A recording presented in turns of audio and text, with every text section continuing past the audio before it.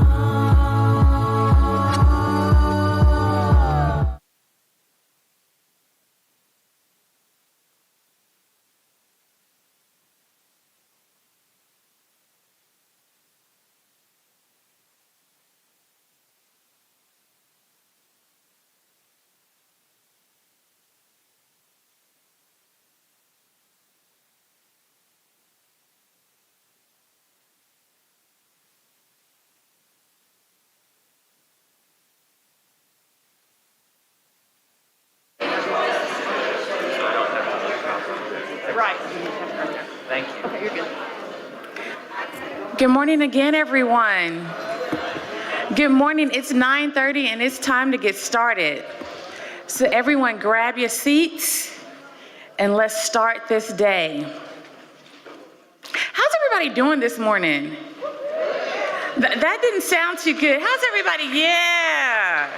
Yeah, it's a great day. We're going to be learning a lot from each other today. So I hope that you got your pens handy, got a piece of paper to write down some notes and some questions, and we're going to go ahead and get started. So good morning. My name is Kenya Eddings, and I am the director of your Arkansas Minority Health Commission, which is a division of the Arkansas Department of Health. It's my pleasure to welcome you to the state's first Addressing Food Access in Arkansas Solutions to Food Deserts Summit. We've got a jam-packed day with speakers from across the country and the state. But before we begin, just a couple of housekeeping items to think about. First, if you have a cell phone, please put it on silent or vibrate. We realize those emergency calls are coming through, but we don't want to be disruptive of those who are with us today because we're going to be covering a lot of material and we want you to get all this good stuff. Second, the restrooms. If you need to use the restrooms, they're in the hallway right behind us. You'll exit this door, make a right, then another right, and there are the restrooms. Number three, the City of Little Rock is live streaming today's event on their YouTube page. So if you have friends, family members, or coworkers who you know would like to take part in this, please shoot them a text and tell them to go to the City of Little Rock's YouTube channel so that they can get the good information as well. And then finally, because we're covering a lot of information today, there will be time for Q&A, and we have a microphone which is up at the front of the room to my right, your left. If you have questions, we'll ask you to please come to the microphone so that those who are Zooming and live streaming can hear your question and see you ask that question. So, to start us off this morning, we're going to first hear from Kathy Webb, who is the CEO of the Arkansas Hunger Relief Alliance. She's going to tell us a little bit more about how we got here today, and we want to welcome Kathy Webb, who is live streaming with us this morning. Kathy, are you there? I'm here, Kenya. All righty. Thank you very much. As Kenya said, I'm Kathy Webb with the Arkansas Hunger Relief Alliance. I also want to welcome you today. I do want to acknowledge the sponsors of this event, the City of Little Rock, Arkansas Blue Cross Blue Shield, Hope Credit Union, Enterprise Corporation, and Hope Policy Institute, and the Arkansas Hunger Relief Alliance. Personally, I want to thank Kenya and Charity Hallman from Hope for really stepping up over the last week. I want to thank the city's IT department, and I do want to thank the team members of the Arkansas Hunger Relief Alliance who are still standing, who have picked up the load after 33% of our team came down with COVID in the last 5 days. So huge thank you to all of those folks. As Kenya said, we have an exciting lineup, and I'm going to tell you a little bit about the background. That has to start with recognizing State Representative Tiffy McCullough, who had planned to be here with us today, but she is at the Capitol today at the special session. 18 months ago, Representative McCullough and I visited with then Governor Asa Hutchinson and had a discussion about the declining number of grocery stores in Arkansas and the negative impact that has on our residents' health and well-being. We asked the governor to put together a task force to look at ways to address the issue in a comprehensive way. We wanted to go beyond passing legislation that offered economic incentives to retailers. In the decade I'd studied bills like that from around the country, I had learned that many of them had done little to address the issue. Governor Hutchinson agreed, and our work began. Our group was varied with state agency reps, grocers, nonprofits, healthcare providers, funders, and more. We were able to use the services of the Winthrop Rockefeller Institute to facilitate the work, and we set out interviewing residents who live in areas with little to no access to fresh food, users of the Charitable Food Network, and retail grocers. We talked to people we learned about on NPR or through friends. We took field trips. We met with folks over Zoom and on the phone. We also talked to people who opened grocery stores and were unsuccessful. And we found out those lessons were as important as the lessons learned from the success stories. What we found was exciting, but overwhelming, and we had a deadline. We knew we wanted to make recommendations for policy changes, and we wanted to present a variety of models that cities and towns could implement. So we started narrowing down what we wanted to report out. The full details of the background, focus group findings, and more are available in the report, but here are a few of the key policy recommendations. First, to increase government action and accountability in a variety of ways, starting with creating a staff person in the governor's office as a food access liaison, along with a statewide food access council. Establish tax incentives, a revolving loan program, and a grant program so that pilot programs such as we'll hear about today could be launched. Eliminate or raise the asset limit for SNAP, a priority endorsed by both the Alliance and the Arkansas Center for Health Improvement, and one which received a lot of attention during this past session. Ensure that state agencies make accessing benefits many low-income residents need easier, not harder. That could range from simplifying online application forms, making sure paper forms are available, and decreasing the time in which it takes to process applications. Use valuable information learned during the pandemic to request waivers from USDA FNS, which is Food and Nutrition Services, including the use of WIC for online shopping. Encourage communities to make use of the information in our report to develop a model that's best for them, knowing that it isn't one size fits all. I hope you'll review the report for the full list of recommendations as your community begins its work, and use it and us as a resource. Back to you, Kenya. Thanks.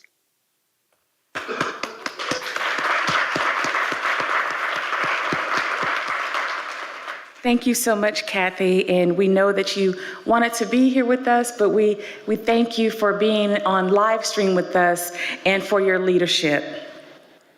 So, once again, good morning. And I want to introduce myself again. I'm Kenya Eddings, the director of your Arkansas Minority Health Commission. I was also fortunate enough to serve on Governor Hutchinson's Food Desert Work Group. But allow me to share with you a bit about the Arkansas Minority Health Commission. Formed in 1991, our mission is to assure all minority Arkansans have equitable access to preventive health care and to seek ways to promote health and prevent diseases and conditions that are prevalent among minority populations. Our vision is that minority Arkansans have equal opportunity to access to health care, and preventive well care. Part of having equal opportunity and access to health care, and preventive well care is access to food. Healthy, fresh, nutritious food. Many of the comorbidities that affect minorities are associated with access to healthy food. The national average of food insecurity is 10.7%. Research tells us that in 2020, Black non-Hispanic households had a food insecurity rate of 21.7, more than double the national average. Additionally, among Hispanic households, the prevalence of food insecurity was 17.2%. And it is known that factors influencing these disparities oftentimes include social determinants of health, where we live, where we work, where we worship, and where we play. And that where one lives and the conditions of the neighborhood, physical access to any food, let alone healthy food, as well as a lack of transportation. Of course, at the beginning, middle, and end of the day, we know that lack of access, no access to healthy food, knows no race, no ethnicity, and no geographic area. Arkansas is a state known for its natural beauty and rich cultural heritage. However, it is also home to numerous food deserts, primarily in rural and low-income areas. These areas lack grocery stores, farmers markets, and other sources of fresh, healthy food, leaving residents with limited choices when it comes to their diets. Coupled with the fact that access to transportation in some areas of the state only compounds the issue. Research conducted by the Arkansas Center for Health Improvement reveals that each of Arkansas's 75 counties has at least one food desert now. The consequences of food deserts are profound. Inadequate access to nutritious foods has been linked to numerous health problems like obesity, diabetes, heart disease, and more. And with heart disease being the leading cause of death of all Americans, regardless of race, this public health issue is at crisis levels. We know that these disparities are often exacerbated in low-income communities, disproportionately affecting vulnerable populations such as children, the elderly, and minority communities. So what can we do to address this? For starters, we're here today, learning what other communities have done to address the issue. Communities not unlike many of the beautiful communities that we all hail from around the state. We'll learn how they addressed the problem of food deserts and worked on the rising tide to lift all boats in their community. There's an African proverb that states, if you think you're too small to make a difference, try spending the night with a mosquito. Today, you're going to hear from an impressive group of people, some who probably thought that they were too small to make a difference, but saw the need and just took the first step. Next up, we have a special treat for you. Bill Ludwig. Bill is the Regional Administrator of the U.S. Department of Agriculture, Food and Nutrition Services Southwest Region. For those who work in the anti-hunger space, you know that this is a big deal to have him here. For those who don't know, Bill oversees 16 federal agencies, 16 federal programs with a regional budget of almost $21 billion, and that's billion with a B. These include SNAP, which is the Supplemental Nutrition Assistance Program, the National School Lunch and Breakfast Programs, WIC, Food Distribution Program on Indian reservations, and more. He believes that the best way to know what's going on in the state he covers is to actually be there. He's a frequent visitor to Arkansas, both sharing what partners in other states are doing to feed the hungry families and taking what we're doing here to other states. We're always happy to have Mr. Ludwig here to visit with us, so at this time, we'll turn it over to him for remarks.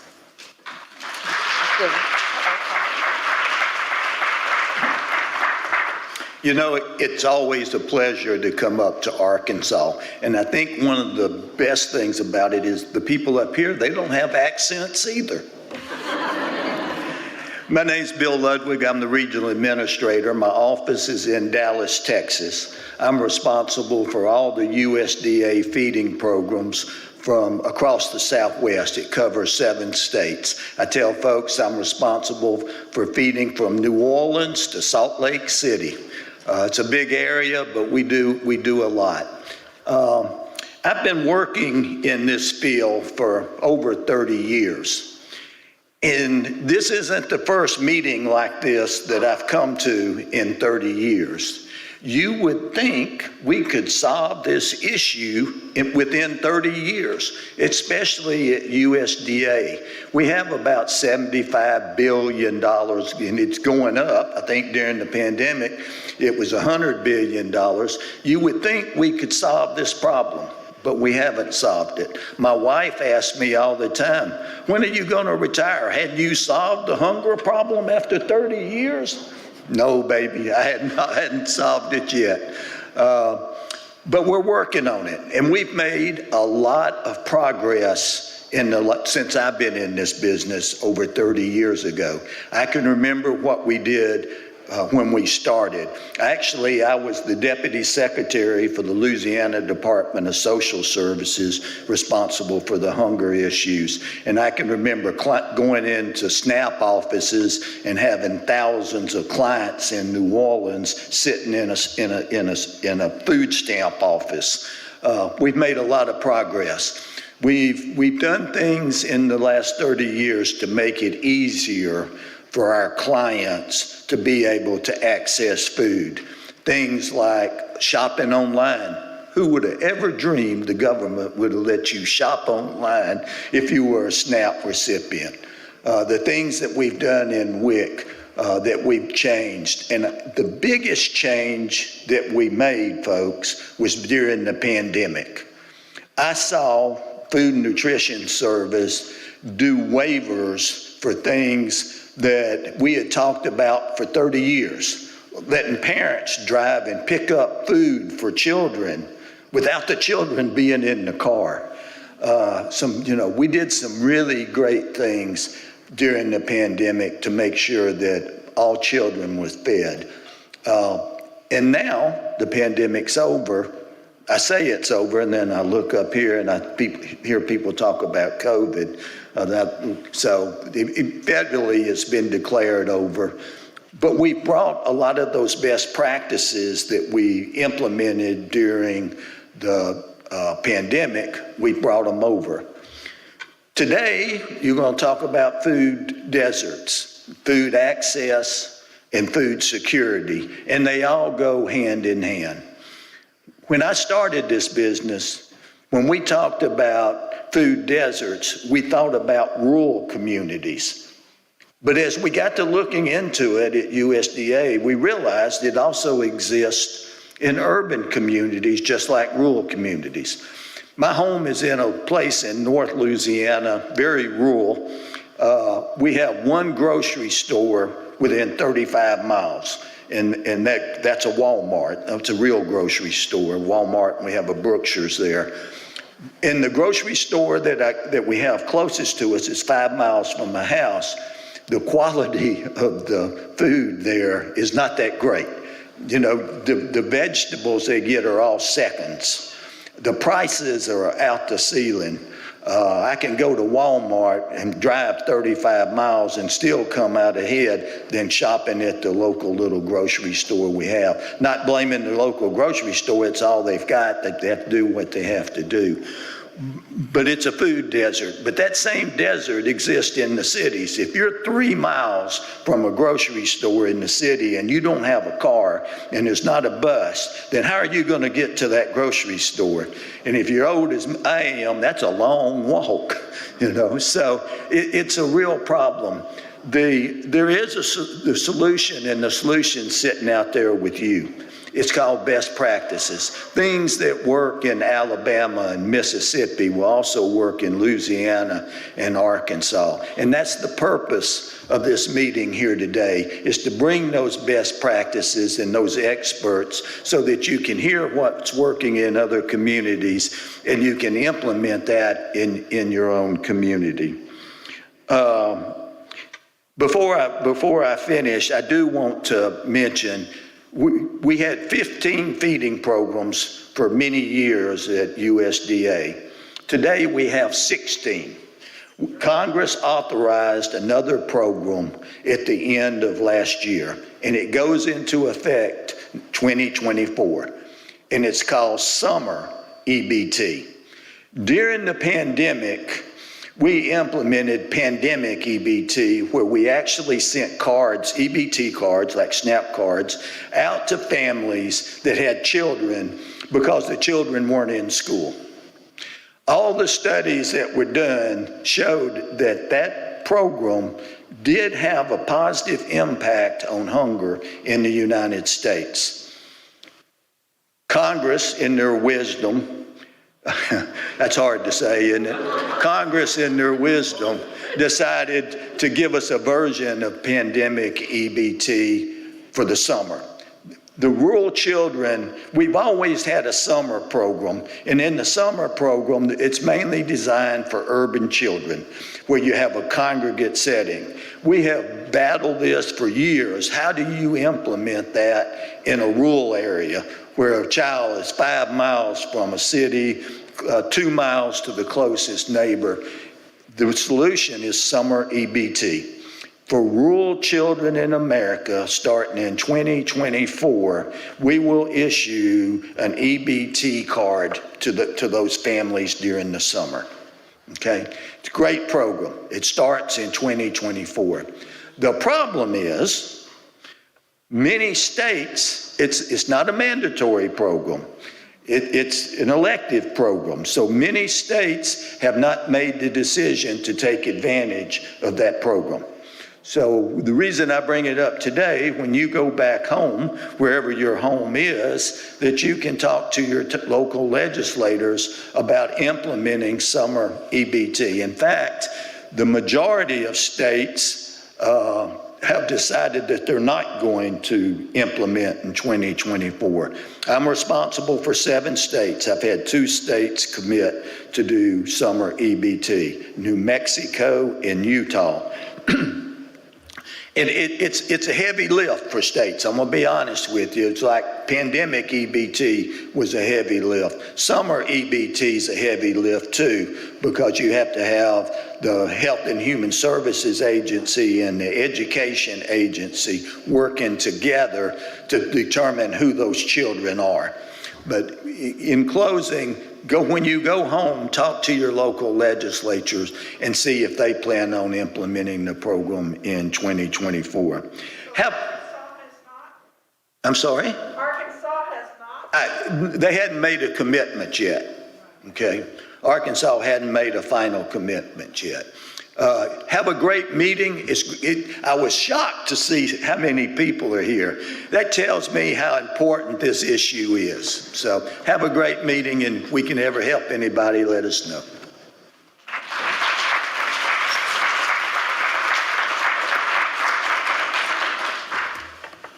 Thank you, Mr. Ludwig. We did have one question about Arkansas. Are there other questions, comments, thoughts, ideas, suggestions for Mr. Ludwig?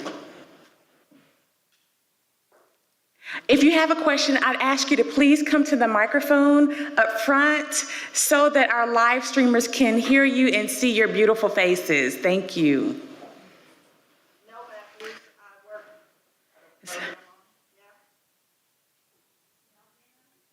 You should be on, yes.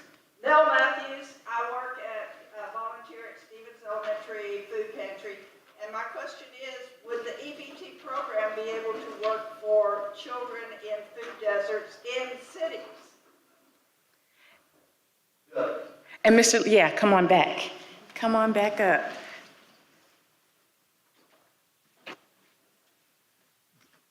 In cities, the summer program works. You have to have congregate feeding, and I'm sure a lot of you are aware of the summer program. The summer EBT is designed more for rural children. The state designates what areas are rural. What we find is that most states are pretty liberal about determining what's rural and what's urban. We don't have any real strict guidelines. Of course, you couldn't take this area as rural. But to answer your question, for urban kids, you have the summer program. And, you know, it's more of a commodity, meal prepared based program where EBT is a card that comes from the SNAP agency.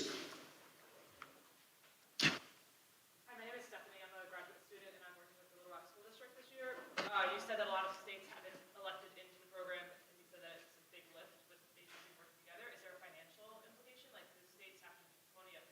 too, or is it just the coordination of agencies? During pandemic EBT, the federal government picked up all of the expenses, administrative side as well as the benefit side. On summer EBT, it's a match. It's a 50-50 match, just like SNAP is a 50-50 match. So the state would have to have some state general funds to be able to do it. Now, what we're telling states is, look, the programs aren't exact, but look at the expenses that you had on pandemic EBT, and you can get an average of what you'll need for the summer of 2024. Blake. I work here at the Arkansas Hunger Relief Alliance on the SNAP team. I'd like to ask if there's anything that we can do to help convince the state maybe to commit to that. And another part is the EBT cards themselves. Is there a way that we could convince them to make the EBT cards in state? I wouldn't be me if I didn't ask that question as well. What you can do is talk to your local legislators. That's where it has to come from. They have to determine what that administrative 50-50 match is. But I can tell you that I looked at Texas. Texas had made a commitment, and their administrative side during pandemic EBT was 1% of the benefit side. So, it may be $3 or $4 million, it may be $10 billion, but the benefit side is probably $100 to $200 million. So Texas was 1%. You talk to your legislature because they do have to have a budget for it.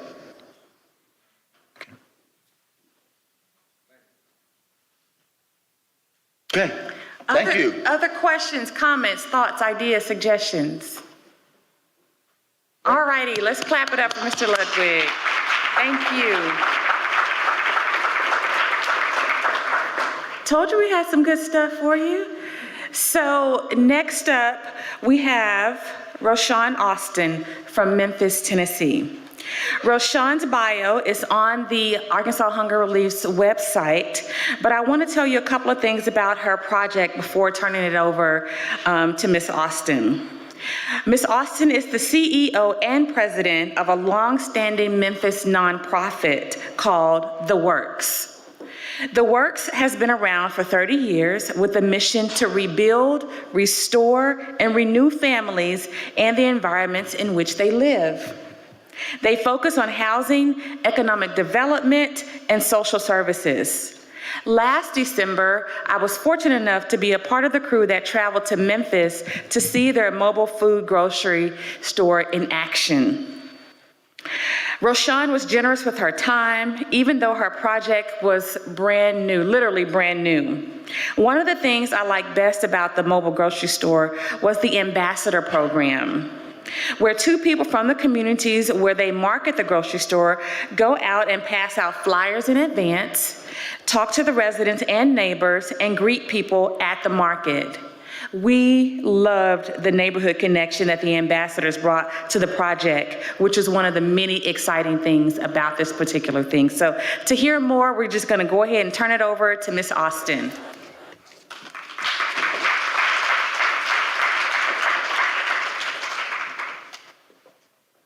Good morning, everyone. Thank you, Kenya. And I like the mosquito story because I'm going to talk more about our story than the mobile grocery because we just landed there, and I'm going to explain how we even got there.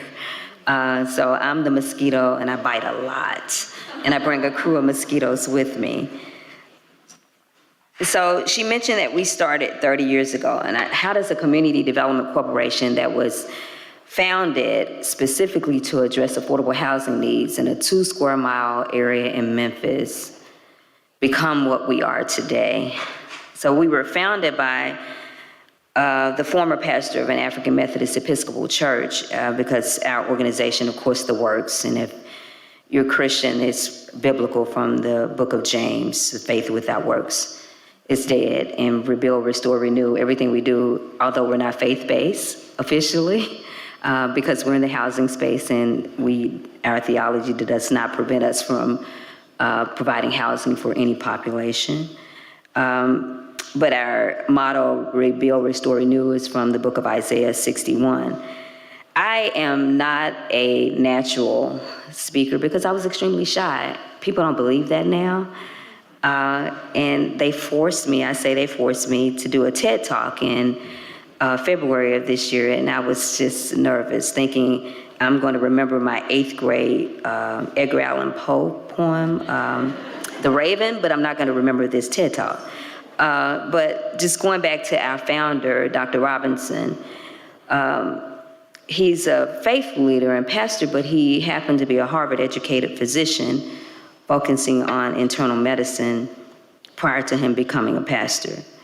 He also at some point served, he likes a lot of jobs, by the way, as our state commissioner of health and the head of the health department, a dean of the medical school, and now he runs our United Way agency of the Mid-South. And so I'm trying to tell the story of how does the Community Development Corporation focus on affordable housing get into the food space in the first place. And then Dr. Robinson, I met him, I guess it was 25 years ago when I was running another community development corporation in another part of town. We were introduced by a developer friend of mine whose father was one of our civil rights leaders in the 50s and 60s in Memphis. It was an attorney that worked along others to integrate Memphis City schools. And so I said to him when I met Dr. Robinson in '98, I said, "Who's the little preacher you brought with you? I don't want to do this." And so, but I was very intrigued by his work because the work at his church was very outward facing. And so that was intriguing to me as a person that worked in community development and a faithful person. I had faith, but I was kind of disenchanted because I didn't always see institutions looking beyond the walls of their religious buildings. And I'm an applied anthropologist. And so I'm a little girl from a high poverty neighborhood in North Memphis who decided in undergrad to switch over from biochemistry, and I did work in a lab for 3 years, into cultural anthropology. I had never even heard of this before I went to school. And I went to college, by the way, in Vermont. I'm from Memphis, and then I decided I'm gonna also get a master's in anthropology, and then what do I do with this? That's what everyone asks. And I'm gonna get to the point of the mobile grocery. And when we think of anthropologists, typically people think about people who are sitting around studying native, writing ethnographies, but I wanted to be an applied anthropologist. I wanted that science to mean something. And so I kind of describe applied anthropologists as those who are not only studying people, but also, or culture, they're also helping those people who have a lack of access to resources and power gain access to those resources and power. And I'm going to define a couple of things in anthropology, and then I'm going to kind of get into what the works does around food. So the anthropology of food is a subdiscipline of anthropology that connects an ethnographic and historical perspective with contemporary social issues in food production and consumption systems. And medical anthropology studies nutrition by examining the cultural context surrounding food availability, dietary practices, food sources, nutrition education, food production, and food-related health disparities. And so those definitions will help you understand why I kind of paint myself as a developer because I'm usually doing some affordable housing development or mixed-use redevelopment, or I'm hanging out with bankers talking about financing and tax credits. That's what I do mostly, but I keep getting pulled back into the food space. And so and I said this in my TED Talk earlier this year, when humans, and these are readers and they're starting to get to me, when humans founded our civilizations, we usually found it near some river or some water source. And because of the food systems that we could have in those areas, whether it was our agriculture or there was some animal that was herding there and they had a source of water, we needed the water too. So we thought about food, how do we have food? Because we need it to survive. It sustains us. And we thought about shelter. And so I said, I'm in the space I'm supposed to be in, because when civilization started, they sheltered, and it was to prevent us from being preyed upon by animals that would prey upon us, or exposure to the elements. And so we needed to survive. And so we sheltered and we had food. And so we survived as civilizations. But somehow we unlearned that. And we stopped building our spaces, considering sheltering everyone and where we could locate food sources. And so I don't have time today to rant about zoning and by right and redlining, although there is a picture of me with a redlining map, because I'm really cool and I carry around redlining maps and interstate highway maps to talk about how we've undone our civilizations by building the way we build today, and we're forgetting the most vulnerable citizens in our community. Change this slide now. Okay, thank you. So I wanted to talk about, and Kenya mentioned our community ambassadors, and I'll tell you how we landed. I'm an anthropologist, remember, so I'm always concerned about the way others view their communities and their needs, and they get to define that, and we don't say this is what you get or this is what we're going to build for you. You get to define what that is.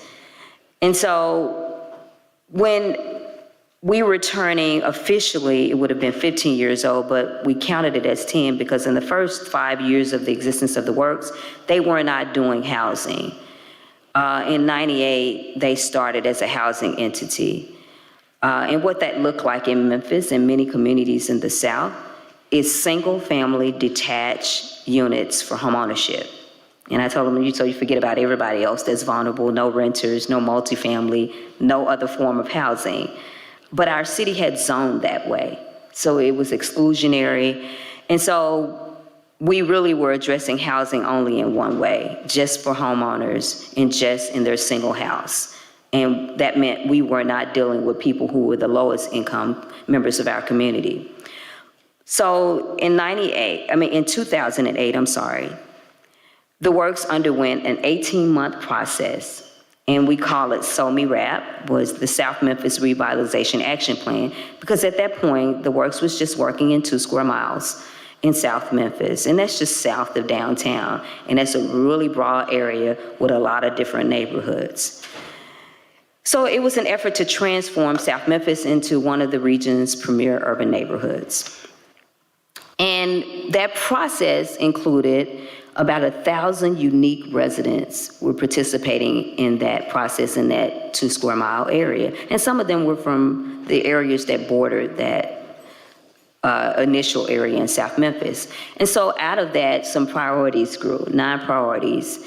And some of the themes that were overriding were around housing and jobs, but food kept coming up. It doesn't show it here, but we say healthy living, but they kept talking about food.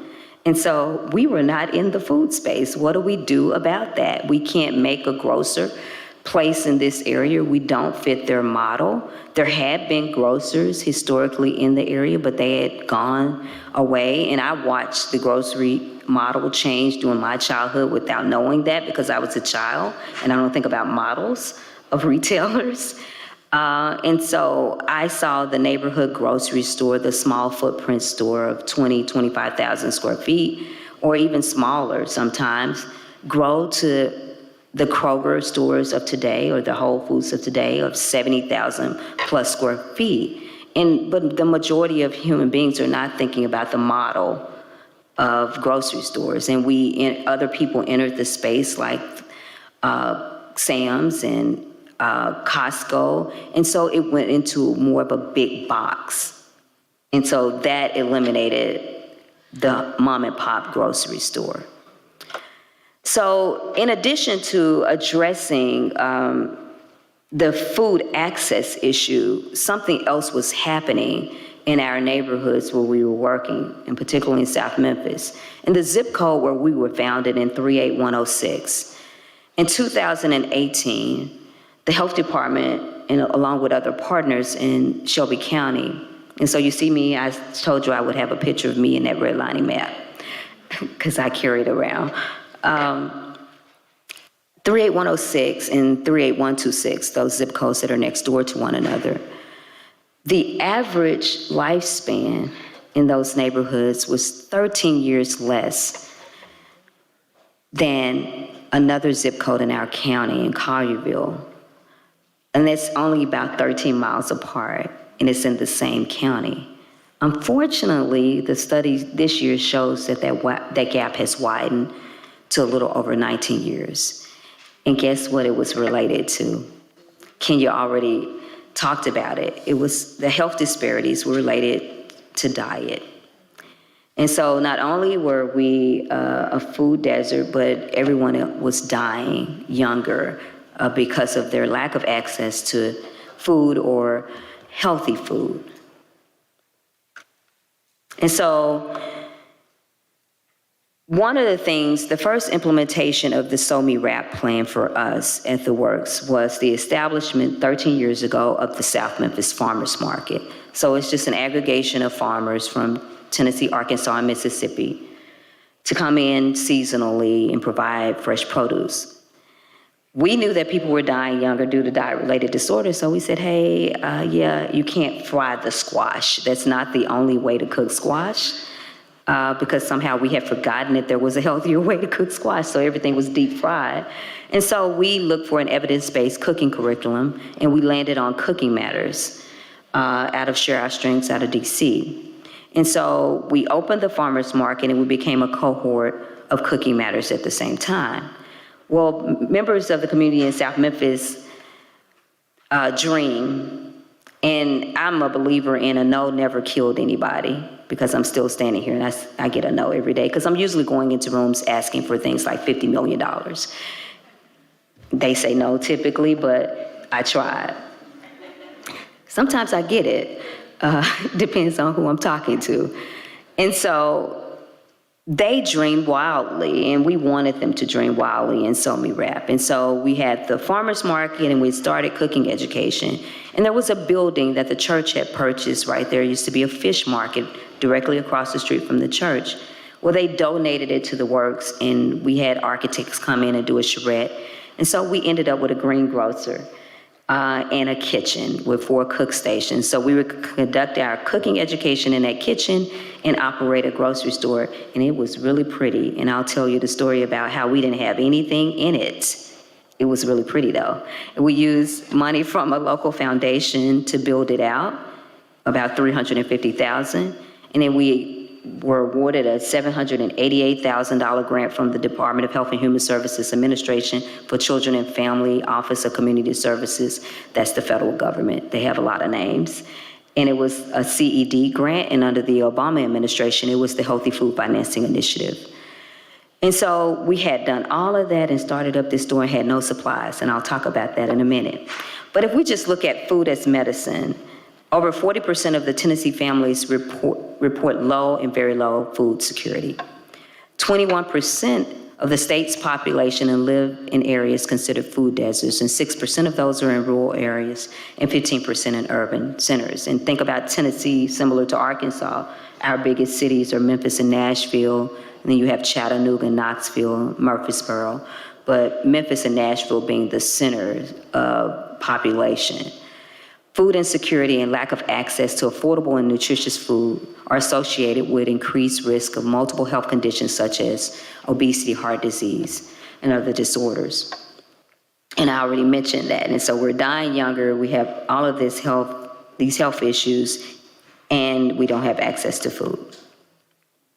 And I won't spend a lot of time on this because I always have to talk about how we build neighborhoods as it relates to food. So I talk about housing quality, stability, and affordability because there's a model of building density, having density in food retailers. So I mentioned the South Memphis Farmers Market. It's community-based, and those ambassadors run that market. I do not define who our farmers are.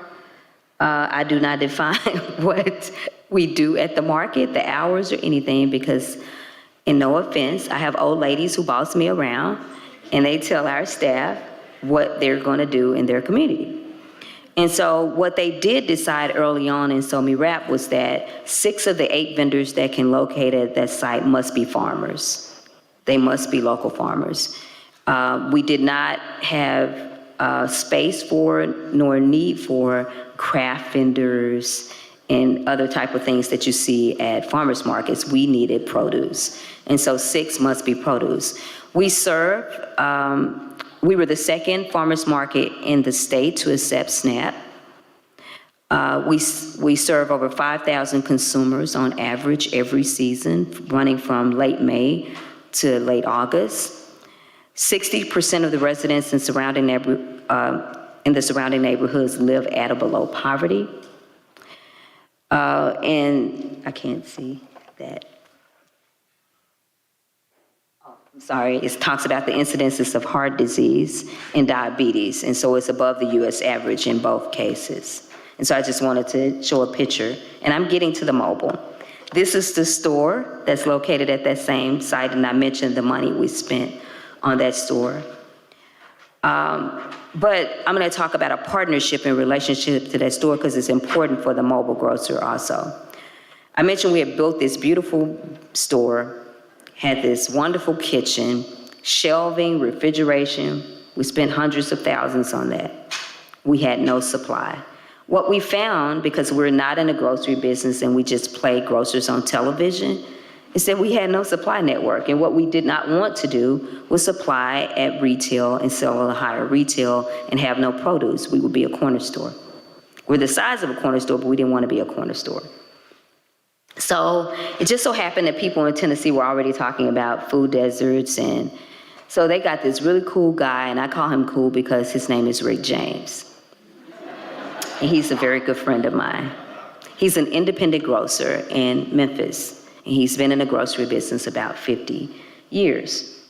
And that makes him kind of old, actually, but I won't tell him that.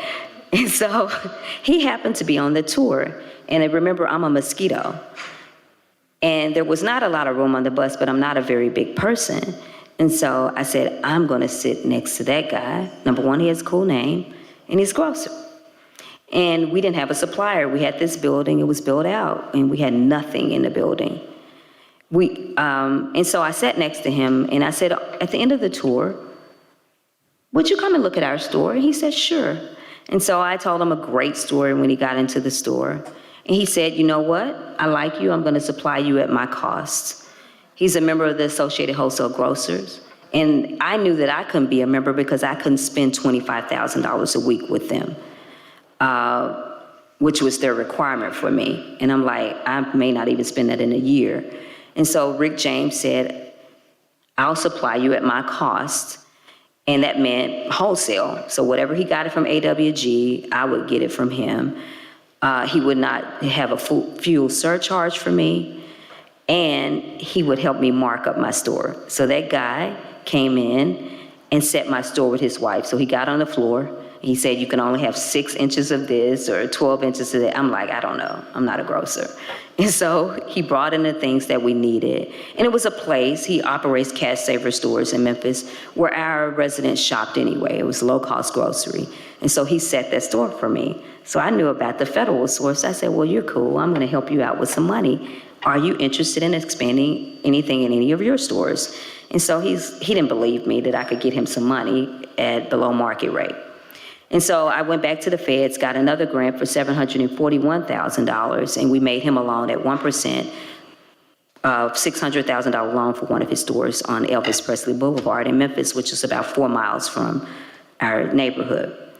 And so we were friends really then. The deal was sealed. And then a few years later, he called me on the phone. Kroger announced the closing of their store that was closest store in our food desert. It was 2.5 miles away. A third of our residents did not have automobile transportation. He said, let's do it again. I'm like, I don't just generally keep $600,000 handy for you. But I went to the city, in a mosquito that I am.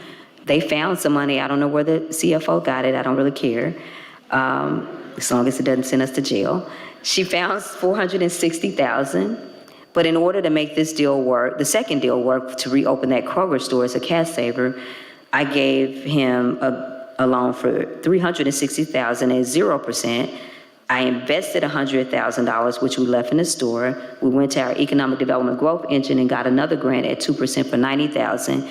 And I bullied the landlord, who happens to be on my board now. They own the Peabody Hotel, because he wanted to do a triple net lease. And I said, we're not going to sign a lease until you remove it, because we got a tax abatement. And so, talk about a mosquito and innovative ways to get people access to food. And so, some of it requires me to be a bully. And so Rick is sold on us at this point. We've gotten him 2 very low interest loans, one at 0%. We've invested in his store. He's investing in us by selling us goods, and we're buying supplies from him, so that's good for him too. So at the same time that we were doing this grocery store work, we were still looking at the needs of people. And so that same foundation, the Plow Foundation, which is now Sunset, came to us and asked us to do this program that they saw through the National Council on Aging. Because many of the people in our neighborhoods are seniors and they're vulnerable. Because they stayed in place when middle-class flight and white flight went east in our county, away from the river, they could not move. And so many senior women live in the neighborhoods where we work. And so we were very interested in the National Council on Aging program, the Aging Mastery Program. So it's a 10-week program, and it looks at a lot of different things, but one of the things we focused on was healthy eating.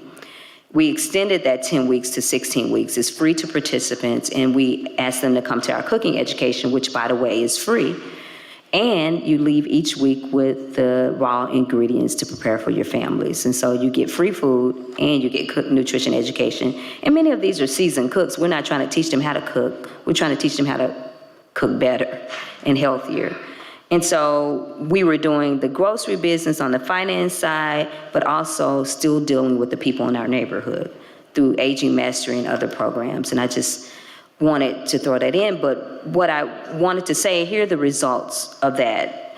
The Plow Foundation, or Aging Mastery, wanted us to partner with Columbia University, but we didn't want to partner with a New York university, and we had a university down the street on the evaluation side. So we partnered with the University of Memphis and Bias Department of Anthropology to do our evaluation work.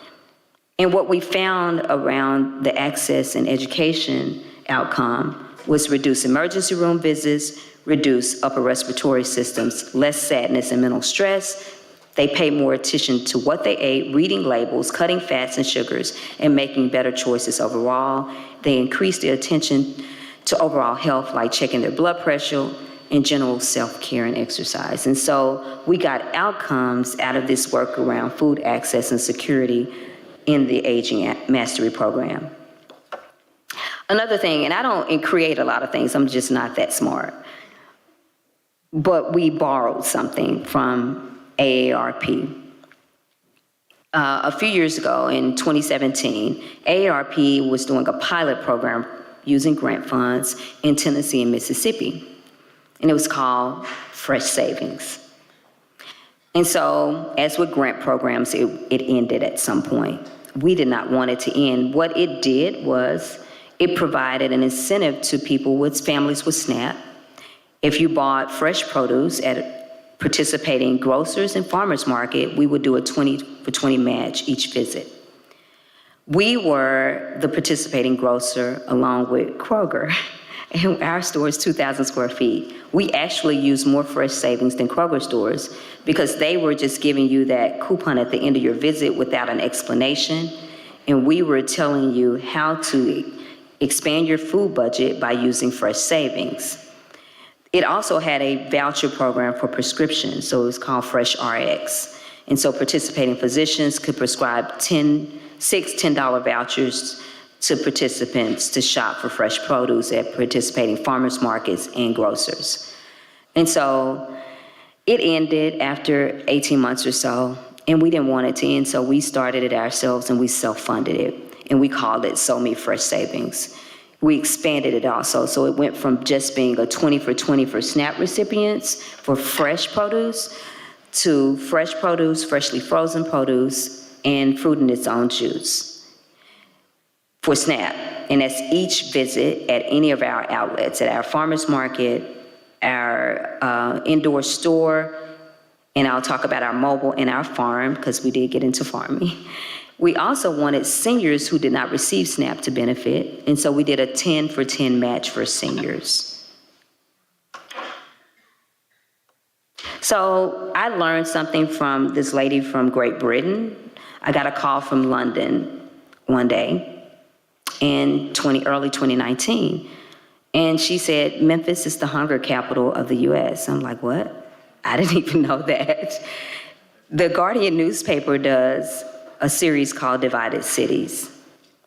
And so they called me because they kept seeing our name associated with food work. And I'm like, I'm a housing developer.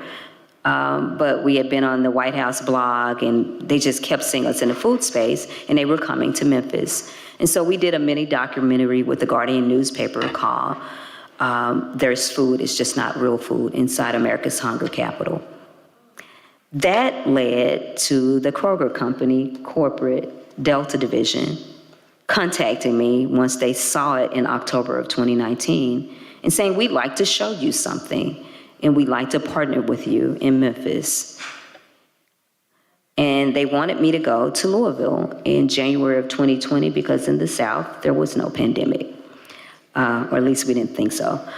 And so in January of 2020, I went to Louisville with Kroger Company. And I saw this 44-foot trailer towed by a 450, and I'm like, and why didn't you do this in Memphis already? They got the idea, and I'm inquisitive, so I asked a lot of questions, and I said, I want to know the numbers, I want to know how did you do this, what are the finances, where did you get this idea? They actually got the idea from a food bank in Milwaukee, and they implemented it in Louisville first. And we went to the different stops, mostly at Senior Towers, and it was just a little store on wheels, and I wanted it. So Kroger said, let's partner, but then there was a pandemic, there was supply chain issues, and I like to say they were trying to date me, but they ended up ghosting me. I just so happened to have this donor in Memphis where I'm doing a lot of work with him. We're investing about $100 million in the neighborhood. And behind that grocer, you see the thing that's driving me crazy today, the Northside Square project, which was the former Northside High School, 270,000 square feet high school that is a $76 million project that I'm closing on, I hope, in 2 weeks. It's a new markets tax credit transaction. And so this donor, who, if anyone's been to Memphis recently, is kind of behind the Sears Crosstown redevelopment, the 1.6 million square foot development just 1 mile south of this high school. I showed him a picture of this, and he's a billionaire who likes toys. And he likes to remain anonymous, so you will never hear me say his name or his foundation's name. And I showed him the picture, and I said it was cool. I meet with him every Thursday at 9. He said, I want to do it. Let's do it. I said, well, I can't. It's like Kroger said they wanted to do it with us. And after a summer of not hearing from Kroger, he said, how much does it cost? I said, well, the truck is going to cost me about $70,000. The trailer cost me $200,000, and I need some startup capital. And so he wired $350,000 the next day. Because he operates like that, and everybody's always asking, who is this guy? You will never know my sugar daddy. He is anonymous. And he's very committed to Memphis market. And so we were able to purchase put the down payment down, because we used the same manufacturer as Kroger did in Wisconsin, CAD Industries, to purchase the trailer. But of course, it got caught up for 2 years in supply chain issues. They would call us, and Fred would say, we don't have the doors, we don't have the aluminum. And so we just got this last summer after paying them $100,000 in 2020. And I went on a search for a F450 to tow it, and that was also interesting because of supply chain issues. And I found one in Jackson, and I told them I'm coming tomorrow with $70,000. They were like, cash? I was like, cash. I will be there tomorrow, and I will drive it back, and I'm 5 feet tall. And I'm gonna drive this 450, and I'm gonna leap out of it. But actually, I took our driver. I hired a driver. I sent him to trucking school because it requires a CDLA so that I can lock him in and no one else would take him. And I paid him for a year so he wouldn't work anywhere else. So he just kind of hung out with us for a year until we got the trailer. And now we take this trailer to neighborhoods where our store can't go. Our store does do delivery for a whopping $2.50 in that 2 square mile area because we don't want to keep people from having access to our store. And this trailer goes to neighborhoods and it sits at a location 2 to 3 hours and 4 or 5 people, and I don't know if I have a picture of the inside, can get on the trailer at a time. There's Rick James with the bald head. So I told you he was really cool. So, and that's us doing the ribbon cutting of this grocery last fall. And you can see the doors open, and so we're at a senior tower on this picture, and the lady in the denim jacket is one of our ambassadors, who I don't boss around. She tells me what to do. And they can use all of our incentives, and this is when our visitors from Arkansas came. And then I do want to talk a little bit about the extension of our food work. So I wasn't in the food space. I'm solidly in the food space. We are now operating a farm, and you can use those same incentives. We have a terminal where you can go and buy fresh produce from our farm. We sell to restaurants. We sell to ourselves. So we have this fresh produce in our store. We're doing a lot at this site right here, not just a farm, because we're looking at the full economy of food. And so we're looking at growing it. We're also looking at landfill diversion. So I'm in that space too now. We grow trees. And around this farm, you'll see 14 acres in the middle of the city. It's in Midtown Memphis. That's been vacant for some time, and so we have pollinator prairies. And my staff hates for me to talk about the life of bees, but people relate to that. And so we have created these prairies so that bees and hummingbirds and everything that we need are spreading their pollen from our pollinator prairie that surrounds this site. And we're looking at different ways of maintaining vacant and blighted properties. So you may see this farm here, some prairies of high grass, and you may see sheep eating the invasive species. Yes, I told you I'm a mosquito. We get into a lot of spaces. and then we're growing trees, so we have orchards. And we have, just like with our wood business, so we have an urban wood economy, we have a food economy from the beginning to the end.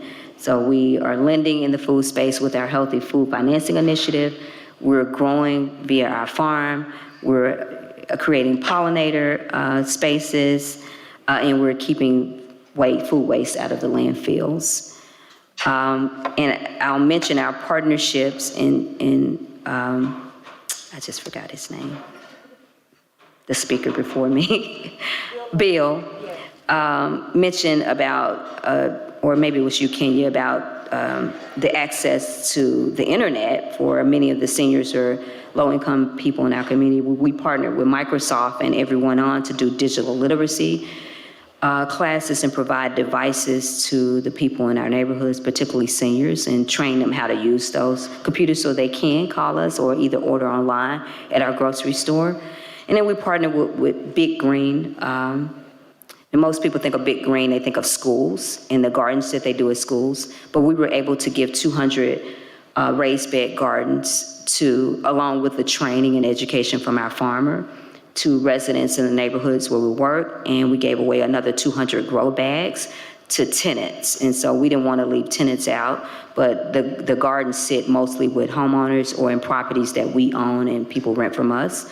And so they're growing their own food, and that's usually a solution for most people not in the food space, to tell poor people to go start a farm like they have time. to start farms, and which of us wants to get up at 4 a.m. To irrigate our farm? And I have 2 jobs and kids. And so that's not the only solution to our food problems. And so we're also in the transportation space, because Bill did mention the difference in a rural food desert of 30 miles or 35 miles to the nearest grocer. And ours may be 2.5 miles away, but it's a world away.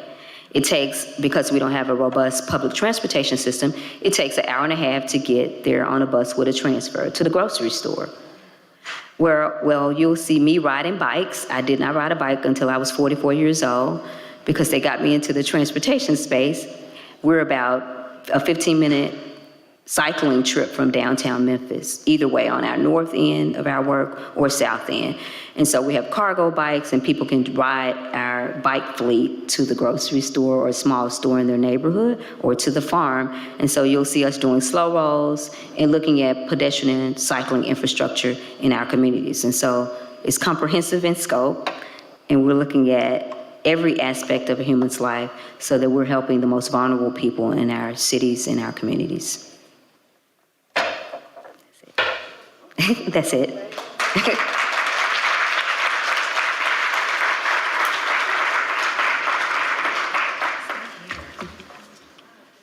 All right, that was indeed some good stuff. Any questions, comments, thoughts, ideas, suggestions? Please come to the microphone. Thank you.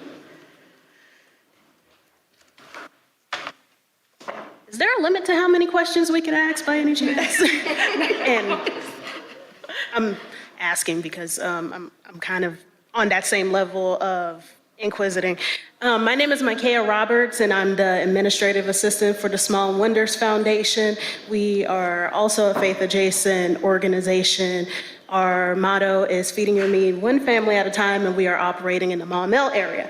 One of my questions was, when you were talking about urban development, was mixed zoning a part of the plan with increasing accessibility, since that connects commercial and residential spaces? It is, and so I've been working with the city and county government on redoing our very old zoning policies. And so our city and county went through a comprehensive process a few years ago to update our plan, and it's called Memphis 3.0, Build Up, Not Out.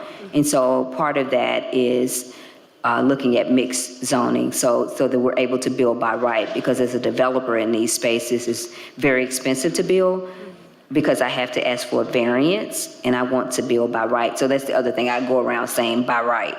I'm going to the council saying I want to build by right. And I use the example of my neighborhood. I live in Midtown Memphis in a historic neighborhood, Evergreen, near the zoo and Overton Park. And I told my staff to visit the neighborhood during the pandemic. I said, get out of your cars. 3 doors down from me to the west is Echo, a nice restaurant, and I can walk there. They used to ask me, are you driving? I'm like, I'd be crazy, it's 3 doors down. So pull out of my driveway to drive to Echo.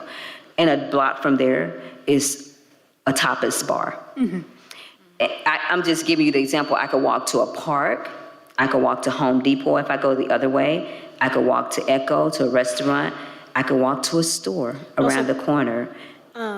On that, with the walking, what are the additional accommodations that you make for, say, people with mobility issues? Oh, so we are addressing the right-of-ways, and so the sidewalks because we're dealing with a lot of seniors, so there are a lot of mobility issues. But I was using that example in terms of zoning. So this neighborhood was built in the early 20th century, before we had the zoning policies. And they live and exist by right with accessory dwelling units attached, all kind of garage apartments, big houses with 8 units. Well, today as a builder, I can't do that in the neighborhoods where I work because zoning doesn't allow it unless I ask for a variance and pay for that.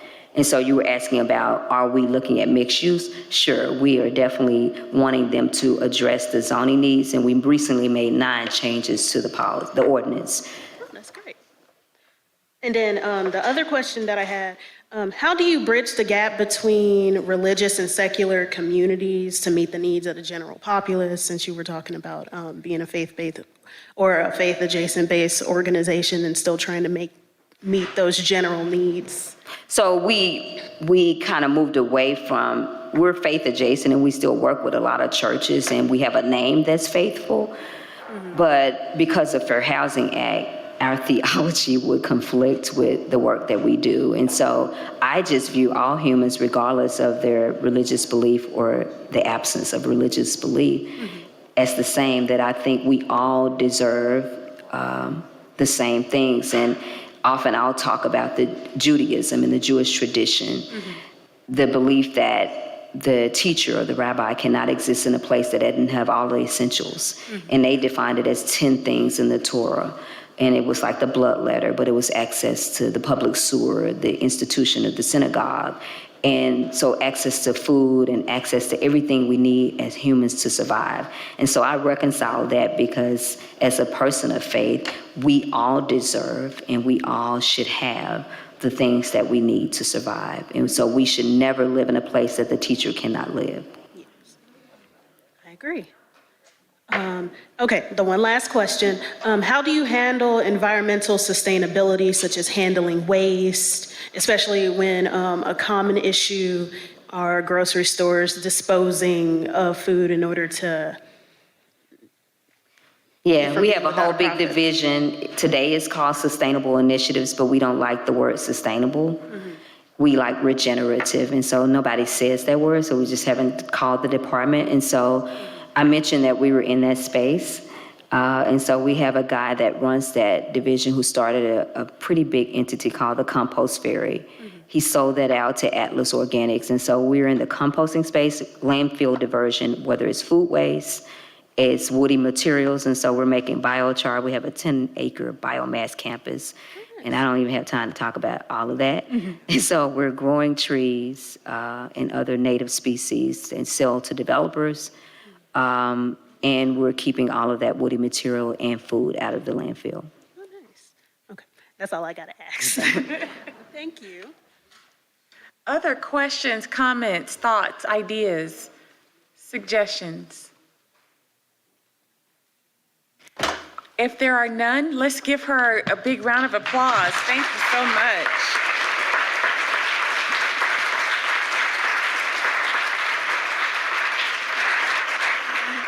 At this point, we're going to take a moment to recharge our batteries and refuel our tanks. And so I am going to introduce to you my friend, Miss Sarah Thomas. And as she comes, allow me to share a little bit about you.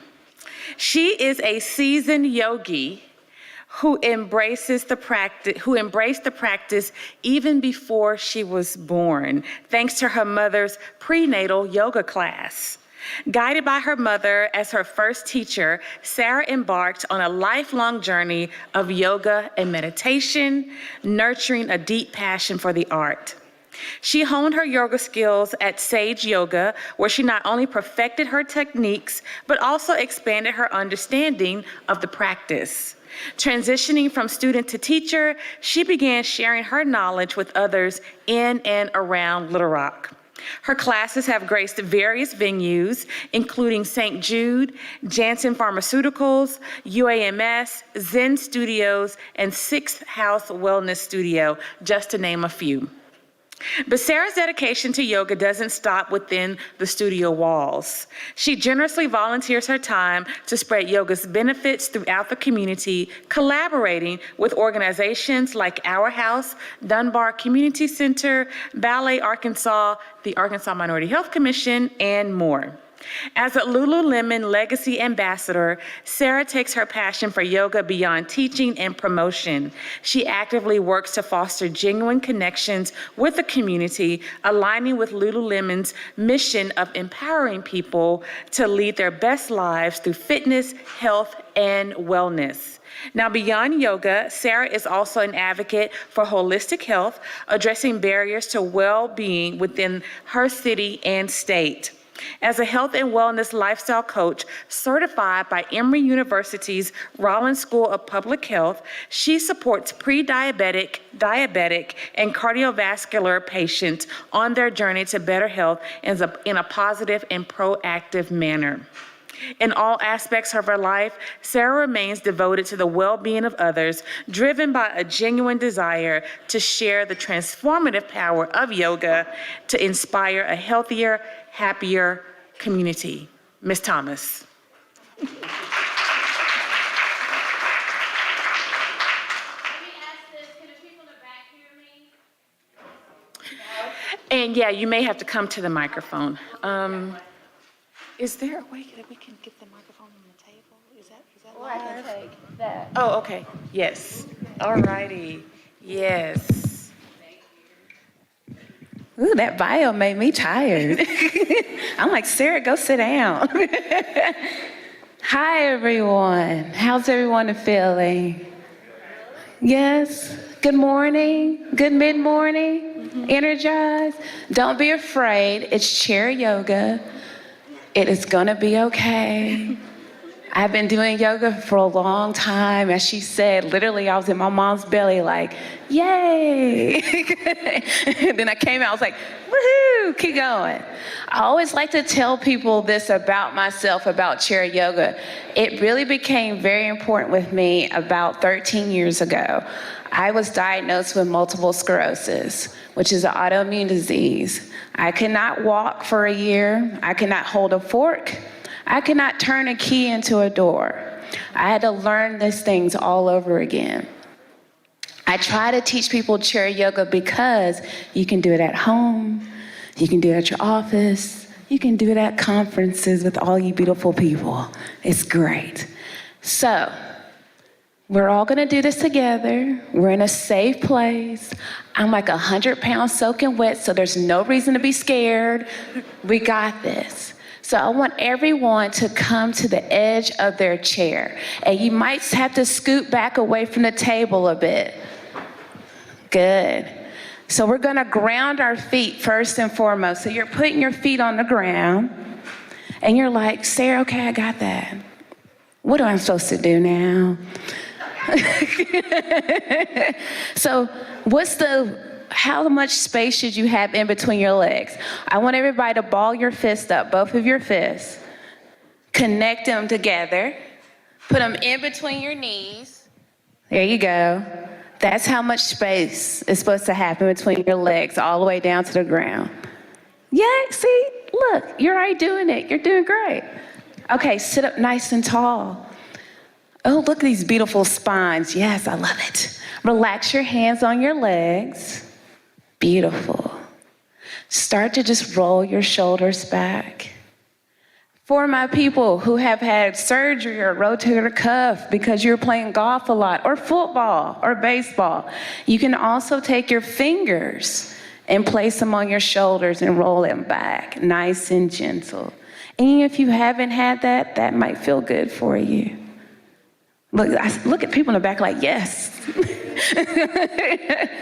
Roll your shoulders forward.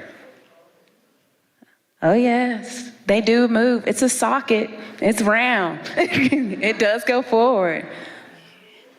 Laughter is beautiful. That means you're breathing. You're alive. I love it. Good. Relax your shoulders. Okay. We're going to get a little spicy. Uh-oh. Okay, y'all ready? Everyone interlace your fingers. I have to do it like this. Whoop. Flip your palms up. Ooh. Ooh. Stay there. You got it. Good. All right. Window me. So go opposite the way I'm going. Take your hands and go over to the right. There you go. Look at y'all. Good job. My kindergartners are so cute. They just do it all over the place. I'm like, I'm proud of you. Good. Come back to center. Take an inhale through your nose. Exhale, go over to the left. Breathe, keep breathing. Come back to center. Good. Release your fingers, reach up tall, reach up, reach up, reach up. Move those fingers. Move them. Circle your wrists. Keep circling your wrist. Okay, I'm gonna teach you what I learned in India. Okay, I've been to India like 3 times. I had way too much fun. So we're gonna do what I call a Shiva dance. So take your wrist, keep circling. Keep bringing your arms down, circle it down, circle it down. Look at y'all, you can dance. I've seen some of y'all at events. I'm not gonna say any names, so I know you can dance. Kim in the back, she can dance. Good, good. How are y'all feeling? Good. Okay, let's get a little, just teeny bit more crazier, okay? Everybody lift your arms up. Good. Gently, kindly, take an inhale in. Exhale, turn your upper body to the right. Even if you went the wrong way, it doesn't matter. We'll get the other side, no worries. Take that right hand, place it on the back of your chair. Take your left hand and place it on your thigh. Twist a little more. Ooh, oh yes. I know y'all hear those pops in your back. I like to call them fireworks. I don't like snap, crackle, pop. It's just not, no. I like calling them fireworks. Let the colors glow. It's all right. Good.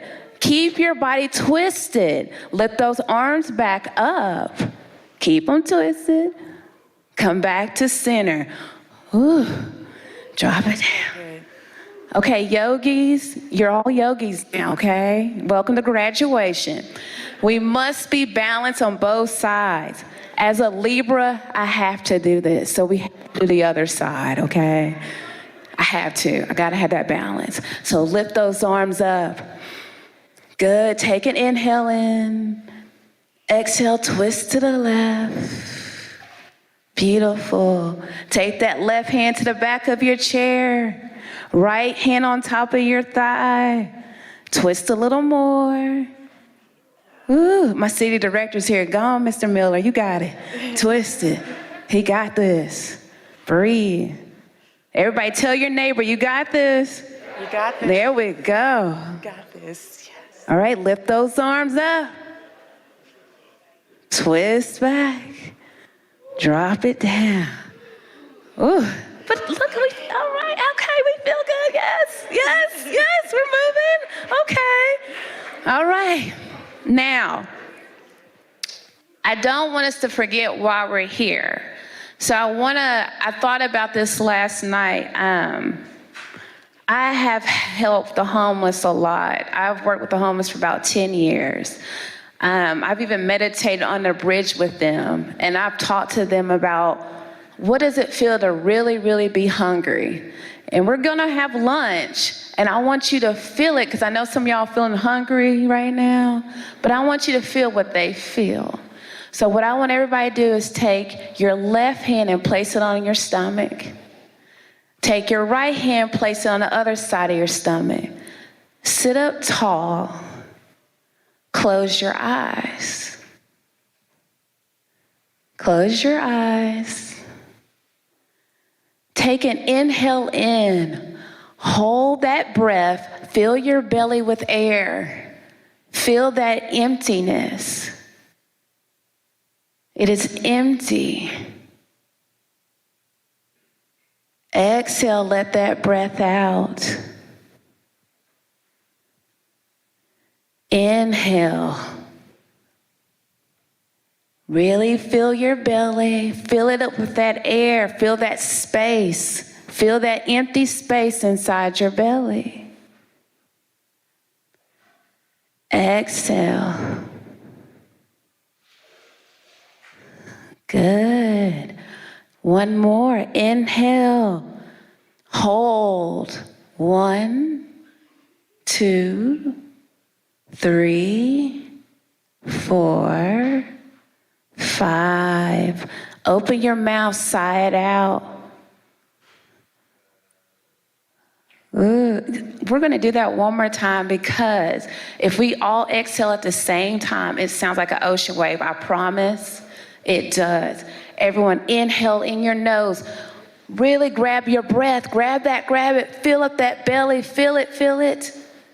Let your rib cage spread out. Everybody, let's make that ocean wave. Exhale, side out. Oh, yes, we're at the beach. I love it. Beautiful. I know. Now, release. Open your eyes.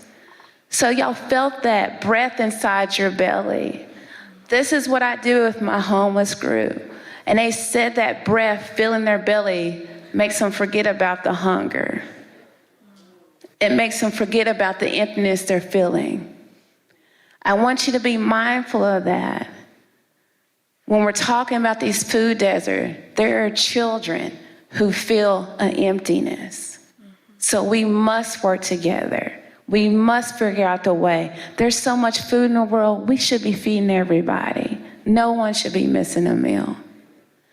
So at this time, because I'm a yogi and a hippie, we're gonna meditate.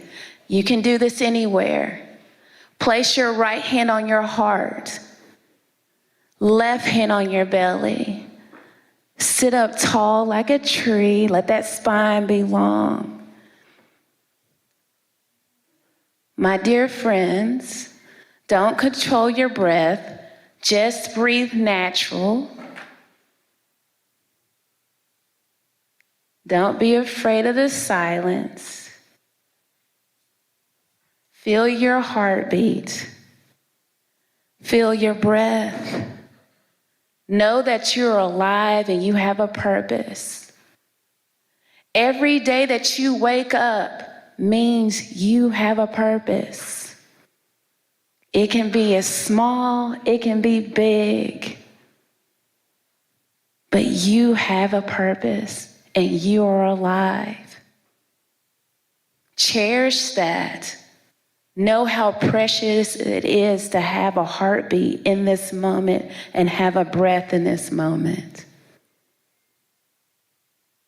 It is truly a precious thing to have. Remember, when you speak, you are breathing. So use your words wisely to speak kindness to yourself and speak kindness to others. Use that life breath for good, always. Everyone take an inhale in. Let's all go to the ocean. Exhale it out. My dear yogis, open your eyes. Thank you for practicing with me. I hope you learn and you connect today, and we all come up with some great ideas. So one day we don't say we have a food desert, we have a food oasis. Have a beautiful rest of your day. Thank you. And Shanti, my friends. Thank you, Sarah. I know that everyone feels better right now, right? A little relax, release. So we're going to continue on. Right after this next segment, we'll have lunch.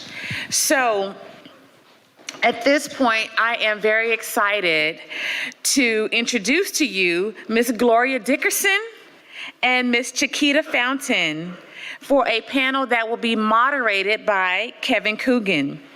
I was a part of the group that traveled to Mississippi late last year with about 10 other committee members. And for a variety of reasons, not every community is going to have a brick and mortar grocery store for those that have lost them. But there are alternatives. Since our original visit, we know several others have been to Drew and Shaw, Mississippi, which is where we visited originally, to see if what they were doing there can work in their communities. So at this time, I would like to invite Ms. Gloria, Ms. Chiquita, and Mr. Kevin to the panel. Give them a hand as they come.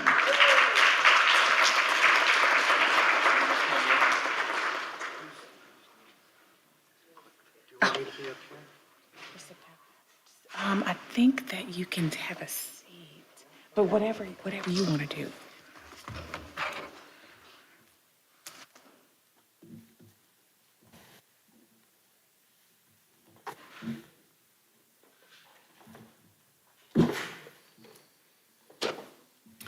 All right. Still morning? Good morning, everyone. My name's Kevin Coogan. I'm with HOPE. HOPE is a family of community development organizations. We have HOPE Credit Union, HOPE Enterprise Corporation, and our HOPE Policy Institute. We work across 5 regions in Arkansas, Louisiana, Mississippi, Alabama, and Tennessee. We are focused on serving underserved communities with the goal of increasing access and opportunity in the areas of financial services, healthcare, affordable housing, education, and healthy food access, affordable, healthy food access. And it's always an honor for me to be with Gloria and Chiquita, our partners in this work in their communities of Drew and Shaw. I will first, I think, just start off, and I'd like Gloria and Chiquita to introduce themselves, tell a little bit about their organizations, as well as their communities, in terms of just whatever you'd like to share in terms of population, demographics, anything else. So Gloria, do you want to start? Yes, I'll start. Is my mic on? Okay. Good morning, everyone. I'm Gloria Dickerson, and I'm from the small town of Drew, Mississippi, and that's in the Mississippi Delta. I was born and raised there, and I left Drew for about, I guess, 40 years, and then I came back. I came back because I was concerned about the conditions that were still existing in the community. So I came back to my mission and started We Together Creating Change, the name of my company, CEO and founder. But I came back because there's a perception around the country and just everywhere about the Mississippi Delta. And the perception is that it's a place of, it is a place of poverty, a place of low skills, and a place of hopelessness. And I wanted that to change. So I came back with a mission to transform that community into a community where there's lots of skills, there's prosperity, and there's a spirit of hope in the community. And so when I came back, I am a community organizer. So when I came back, I organized the community around those goals, increasing the spirit of that community, increasing their hope, and also lead them out of poverty into prosperity. So we organized the community, and so we came back to be a holistic organization. We deal with more than just food. Food is just one of those things that came to the top. We started organizing the community. We started having our meetings, focus meetings or whatever, and what came out was they said, we know you came here to do a lot of training, a lot of teaching, working with our kids to get their hope up, to get their self-worth up, to just teach them that they should have that, yes, we can do this, we can thrive as a community. But what we want food. We want a grocery store. We want somewhere where we can get our food. Because our children are hungry sometimes, and we realized that the children were hungry, and we don't have a grocery store. We can't buy a banana here, we can't buy an apple here. It's a town of about 2,000 people, and it's 85% minority. And so the last grocery store had closed about 5 years when I first came back. And so they said, we're desperate to have somewhere to buy our food. And that's why we got into the food space, working with the HOPE Credit Union and some other partners that we invited into the community to help us, not only with the food space, because like I said, we do access to health care, we do educational training, we do youth development, we do recreation. We want to be holistic. Anything that you have in your community, as a middle class community, that's what we want for this poor community in Drew, Mississippi. So I'll stop there, and we'll get back to later to talk more about the food space itself. All right, thanks, Gloria. Chiquita? All right, well, awesome. Good morning. My name is Chiquita. It's pronounced just like the banana. I'm actually a native of Drew as well. So to be a part of this conversation where this program was piloted in my own hometown and to now actually run an organization that houses the sister organization for goods means so much to me. But I am the executive director for Delta Hands for Hope, which is located in Shaw, Mississippi. And our organization focuses on strengthening assets in the areas of education, health, recreation, and spiritual development. And I came into this space, I basically inherited the work that was being done between Hope and Delta Hands for Hope when I came on board in 2019. So I really didn't have an opportunity to be a part of the initial conversations. But since the time I have been a part of this organization, I really did not see the vision, honestly, when I came on board. But the more that I have learned about the inner workings of Hope and how they help small rural organizations and communities come together and develop. I'm a hand talker, so if you see me moving my hands around, I speak with my hands. I'm really moved by what they do, and I'm appreciative that they see who we are as an asset. As I mentioned, we focus on youth, so we offer programs around after-school programming, tutorial, summer feeding, summer camp, things of that nature. At the beginning of the pandemic, I decided that we would take on the responsibility of feeding Shaw, primarily our students. Our school district had made the decision at that time that they were not going to provide access to our kids. And as we know, for a lot of our children, school meals, for some of them, are a major source of nutrition. And that may be their only meal for some families.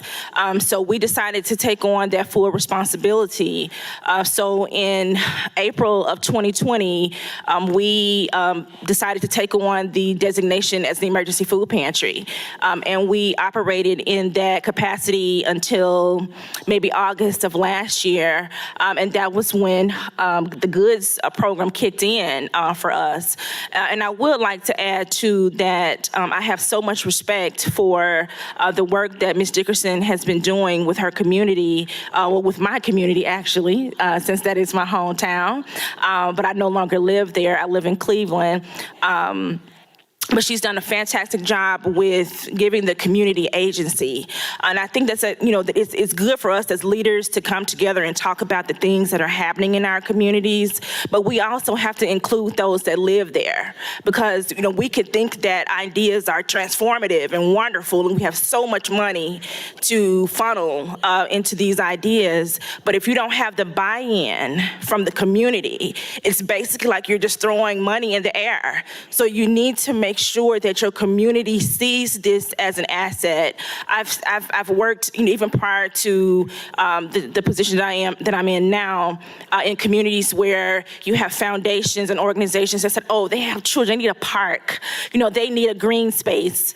Well, after 3 years, the park is vandalized or it's no longer being used because people felt like, from the outside looking in, that it was a great model, to bring in, to give, kids access to recreation, a safe space to play, but the kids end up not using it. So I just want to make sure that you all are doing your due diligence of making sure that you are really educating your community and letting them know that they are a part of the decisions that you're making. That we're the leaders in our communities, but we're nothing without them.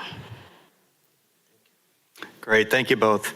So I just want to briefly, as as I can, talk about kind of how we got here to the goods program and what that journey was like. And you can hear, I think, from listening to Gloria and Chiquita that, they're very passionate about their work. At Hope, we take the position that we're a partner and that our community leaders are the experts, and we're really there to listen and to try to, assist and bring resources to whatever the priorities, the best ways that we can. So in saying that, when I started with Hope in the fall of 2016, Hope had just announced or launched a new initiative called the Hope Community Partnership. And the goal of that was born out of the realization. Hope's been around for 25 plus years, working in, starting in the Mississippi Delta and then growing throughout the region, that,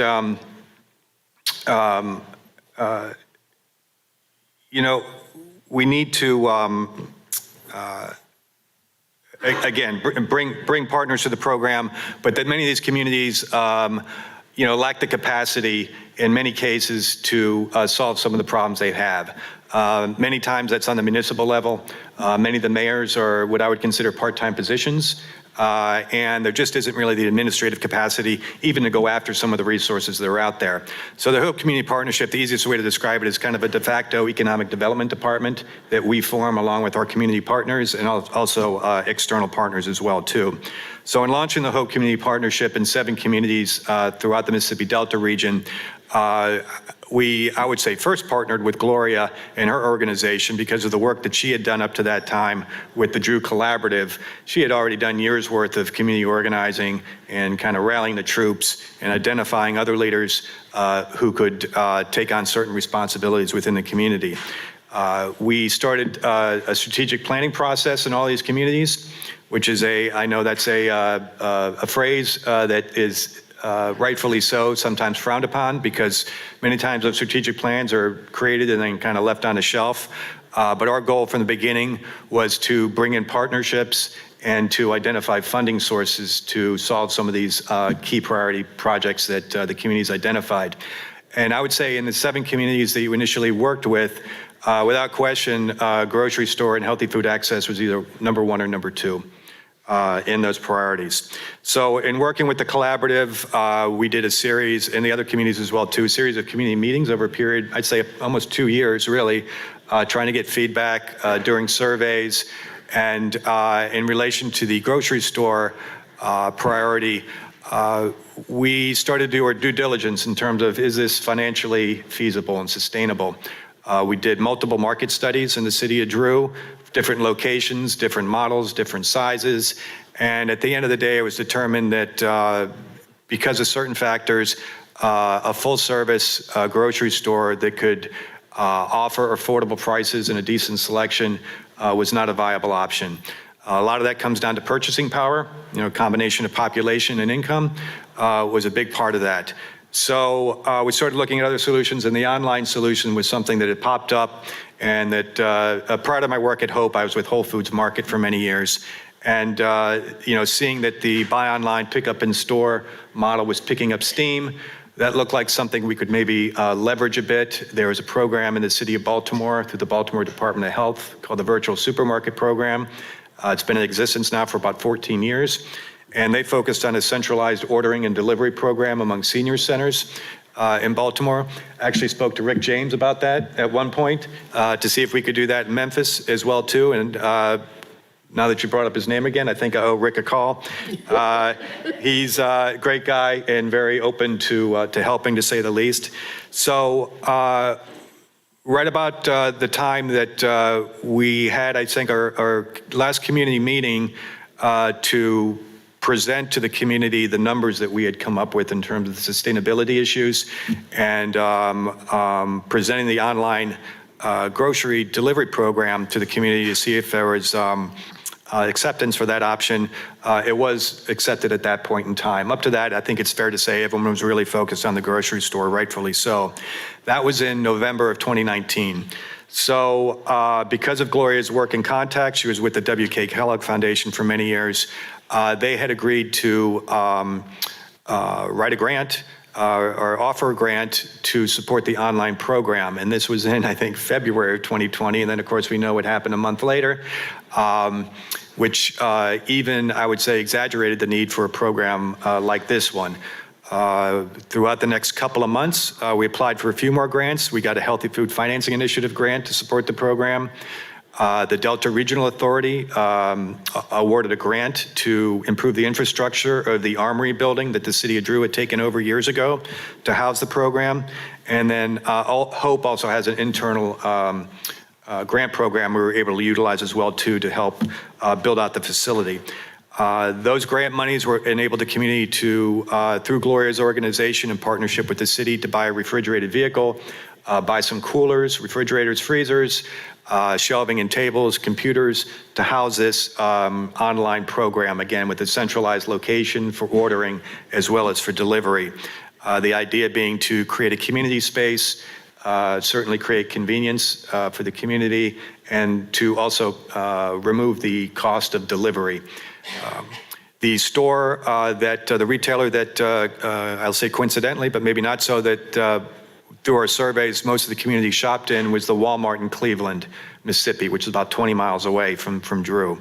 And Walmart at that time, and even to date, even though there are some independents working to finalize the process, Walmart's the only retailer to accept online SNAP purchasing, which also made things a lot easier, cut down the friction in terms of having to have a payment system on site, didn't have to deal with those transaction fees, et cetera. So we moved forward with that program, and that program was launched in the fall of 2021.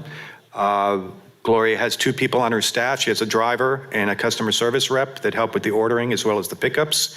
And I'll do this as briefly as I can because I don't think you'll probably be able to read this. But you can see the front here, the Armory here building. This is the front that you see off Highway 49 with the good sign, which stands for Grocery Online Ordering, Delivery or Distribution Service. And if I get the right button here.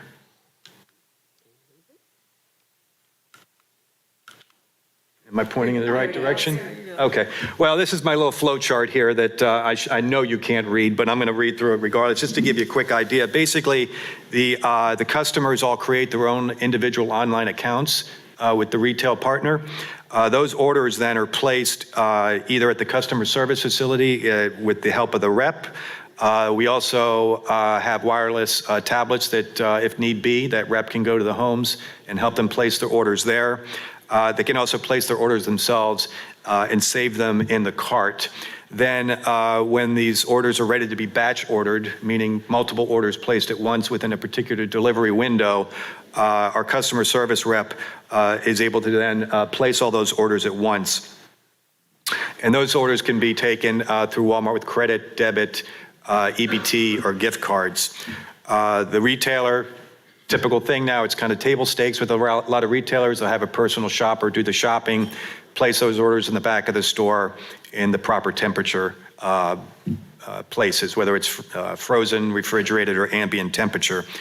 The driver then coordinates for the pickup. He takes the refrigerated vehicle, goes and picks up the orders, checks the accuracy of those orders with the folks in the store, brings those orders back to the facility, and again, distributes those orders back into the freezers, refrigerators, and ambient temperature.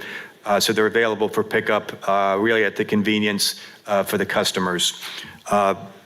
Many times, the driver will do deliveries directly to the homes. In most cases, that's for people who don't have any transportation whatsoever or may have some health problems or even time constraint issues.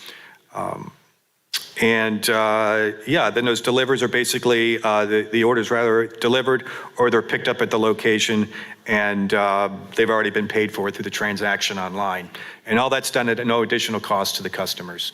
And the other benefit I would say to the retailer, it takes that burden off of them in terms of their delivery costs, which is something that needs to be paid for. There's no way that deliveries are profitable for a retailer unless there's some way they can pay for it. So, we're really looking to leverage that buy online, pick up in store program that seems to be growing with popularity amongst all retailers, which gives the communities the option really to order from any retailer that offers that service and hopefully online SNAP. So I'll move on from that then, so I can move on from my little slides here that you can't read and just show some photos here of the program. You can see the van here. Now, the van is actually utilized for both communities. So we have one driver, Charles Cannon, who worked in the grocery business for many years, retired. He's a Drew resident, does a great job. You can see him here in the bottom left corner making a delivery. The top right corner is the Drew facility. You can see there with the coolers and the sorting tables and shelves. And in the bottom right corner, also in the Armory, is a classroom that was built out with some of the grant funding and then additional grant funding that Gloria was able to access. And that classroom is used for many things, which Gloria can get into. But one of those things is nutritional education classes, which was recently just started with Mississippi State Extension Nutrition Services. That had been the goal from the beginning, and it's now officially launched this summer. As many of you know, increased access does not necessarily need to better eating habits, and so that's something we really wanted to focus on as well too. So I think with that, I can pass it back off to Gloria and Chiquita. If you want to give a little maybe updates in terms of how the program's been going, some feedback from the residents, and some of the maybe even challenges you've had to date. Okay, now the program has been going, it's going well. We do have our challenges. We had more challenges than what we have now. We've been able to work some of those out. And we've been able to work, most of it was around education, because when we first rolled it out, we had a lot of our residents in town who were very skeptical about ordering online. They'd never done it before. They didn't want to do it. They were scared to do it. And so we solved that problem by having training sessions. We brought them in and showed them how to use the computer. In some cases, we go to their homes and take a computer with us and say, okay, we'll help you order it that way. Any way we can help you to get this done, we'll do it. And a lot of the people was skeptical because they say, you know, I'm so used to going to the grocery store and I want to look at my meat and feel it and turn it over and look at it again and decide what I want it or not. And this way you bring it to me, I haven't had a chance to look at it. So they were skeptical about that. But we did get some customers who started ordering. And once they started ordering the meat and everything, because when they got it home, you could send it back or whatever, or you could get substitutions if they didn't have it. So it's working for those people. It worked. It took us a while. We had to continue to send out flyers. We had to give incentives. We had to do trainings. We had to do a lot of things to get the community buy-in. The community wanted this service, but they were also skeptical of how it was going to work. And some people even in the community would say, you know, that's my shopping outlet. If I can get there, I'll go to the grocery store. But it really is beneficial to those who do not have the transportation. They don't have the transportation to go to the grocery store. They don't have transportation to come to our facility. So in those cases, we do deliver to the homes. We are expanding to the next town now, which is about 10 miles away. So we will also be doing ordering for them. It's a rural town of about 300 residents. There's no grocery store probably within 20 miles from them. And so they're having problems trying to get their groceries. So we are expanding into those areas too. On the whole, we've had our regular customers who just love it. They wouldn't want to do without it. Now that they have it, they enjoy not having to go to the grocery store. And so that's a plus on it. We are expanding some also. We do, like Kevin talked about, we're doing our cooking classes, not only for the adults, but also for the children. We have started a community garden at the Armory. So we're doing that and getting ready to expand the community garden so that we can have some additional fruit. We plan to have a farmer's market. We just got a grant to help us to get the farmer's market up and going. And also for years, for about the last 10 to 12 years, we have also operated the food pantry. And I can tell you that people are hungry in this community, or they come from communities about 10 miles away to the food pantry. And we started out thinking we would serve about 75 families a month. And now we're up to about 500 families a month that we have to provide food for. So we're real serious about getting food, because when I was talking, let me just tell you, I was talking to my young people that I bring into for training. And we train them around things such as, like I said, around self-worth, telling them how important they are, how precious they are, how great they are, the potential that they have, the gifts. We try to bring their gifts out and their passions. And, you know, they started to say, you know, well, we want something to eat. We're hungry. So it dawned on me that life is more about education. It's more about having a job. It's more than about having life skills. It's also about being able to eat whenever you want to eat. You know, that's what it's about. And the one reason that I'm also passionate about it is because when I was growing up, I grew up in poverty myself. And I went off and had a wonderful career and then came back to Drew to help out because I didn't like seeing people still living in poverty, because I know what it feels like. I went to bed hungry many a night. And I didn't want these children in my community, in my old community, to go to bed feeling hungry like that. So I came back to help in any way that I could so they wouldn't have to do that. And so when the children started telling me about we're hungry, then I knew that it was time to really add that to what I originally came back to the community to do. And that was to train people and teach them how to thrive. But you also have to also do these other things. If a person is hungry, they can't really learn. So that's why I'm really passionate about the food. I think I'm gonna turn it over to Shakita now and let her talk more about what experiences she's having in her community. We've been with it for about a year more than you have, and so we've been through a lot of what she's going through now. But because the community is really organized in Drew, I can say that. We have done a wonderful job getting the people buy-in, getting them to meetings, getting them to make decisions, getting them to participate, getting them to volunteer. All those things are working. All that goes with it also. Getting the community to buy in, also getting the community to know that we made this decision. We made the decision that that's what we wanted to do. And so they're more acceptable of it when it comes into the community. Absolutely. Thank you, Ms. Dickerson. And that was one of the reasons why I really wanted to allude to that when I was speaking earlier. I wasn't privy to a lot of the conversations that were had between Hope and the City of Shaw and Delta Hands for Hope and all of the other entities that were involved in this relationship prior to me coming on board. So I got a chance to inherit this wonderful idea that needed to be executed and finding money to be able to do so. But one thing that was missing was, did the community really want this? Those of us who were at the table and saw what was happening behind the scenes, we saw that it was a great idea, it was innovative. This was a way to not only be able to target populations that had or were not privy to transportation, but also those who have mobility issues, those that have children. If you may have a sick child and, or maybe even raining outside, utilize us in that way.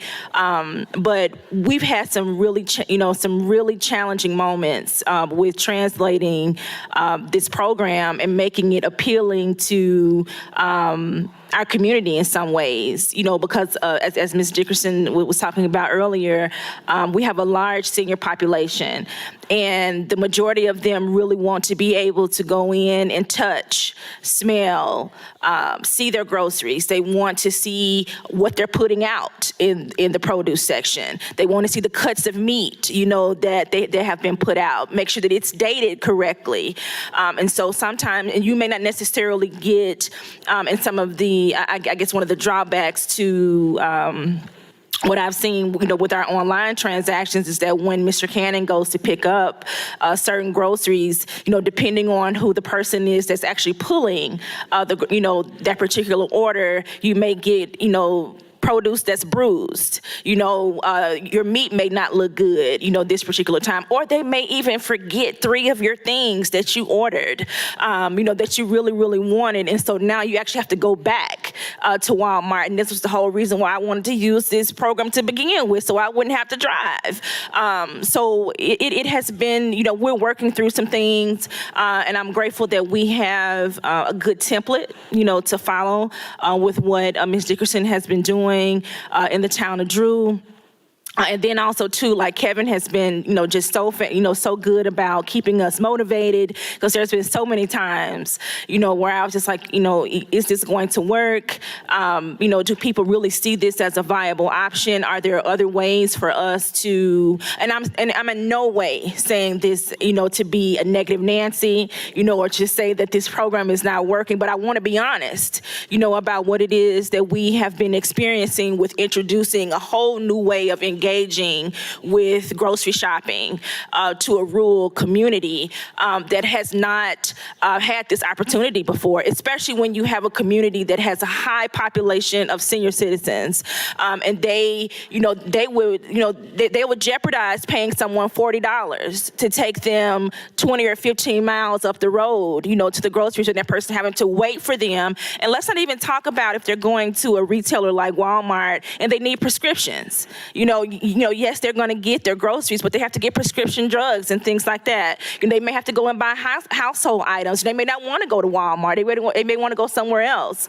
And we were also in talks with another grocery retailer, Vowles Market, and one of the huge advantages to a family-owned grocery store is that they offered incentives. I guess I don't know what it looks like here in Arkansas, but they had this value called Pick 5, where you're able to go in and you're able to get 5 packs of meat, for a certain amount of money. Well, you can't do that at Walmart.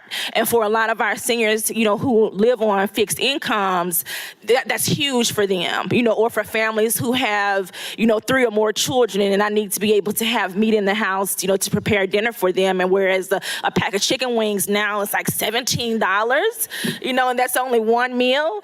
So that's crazy to me. But we've had our fair share of challenges, but it's also been a way for us to really see what we're capable of, to really march through, these times of, banging our heads against the wall of what we need to do.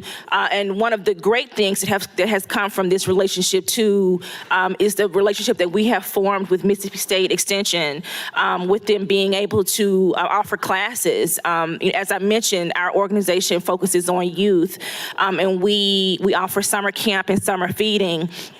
So we are a site for our kids in the summer, and they came in this past summer and did a cooking, what was Fun with Food program with our kids, and they got a chance to learn how to make Alfredo sauce from scratch, how to make pineapple mango salsa, and things that they had never had an opportunity to eat before, let alone make, on their own, and to see their faces just light up, and to come in, Miss Fountain, you've got to try this. And I was like, okay, it's great, and it was just really good to see them take ownership, and want to take these things back. And I even had a group of brothers who went home and convinced their mom and dad to buy them a burner so that they could be able to, because she wasn't comfortable with letting them use the stove. So she bought them a burner so they would be able to make little small dishes for themselves and for the family too. So I really see this as a great relationship. I'm so blessed that Hope sees our organization as fertile soil to plant in. I really want us to be on the level of Ms. Rashawn and what she's doing in Memphis, because she is doing such transformative work. And I think that all of us should try to adopt the mindset of looking at our obstacles as opportunities, because yes, there are some major things that we have to overcome in our communities, but at the same time, if we transform that mindset to see, okay, well, how can I turn this into something that could be beneficial and not necessarily looking at it as a liability.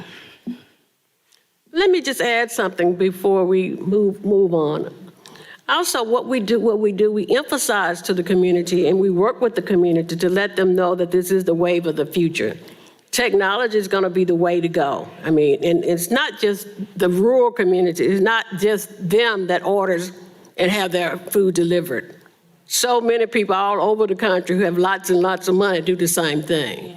So we also have to come into the 21st century as well and try to, use the technology, learn how to use the technology, and the more they use it and the more they learn, the more they can use it for other things as well. So all of it is education. It's still educating the people about getting comfortable with it, using it as a way of life, because things are changing, and we have to change with the times. Even though we live in the rural community, we do have to change with the time. So we talk about these things. We don't just, we discuss it. We let them know why. We talk to the children about it, and sometimes the kids will help their parents. If the parents are not tech savvy or anything, the kids are tech savvy.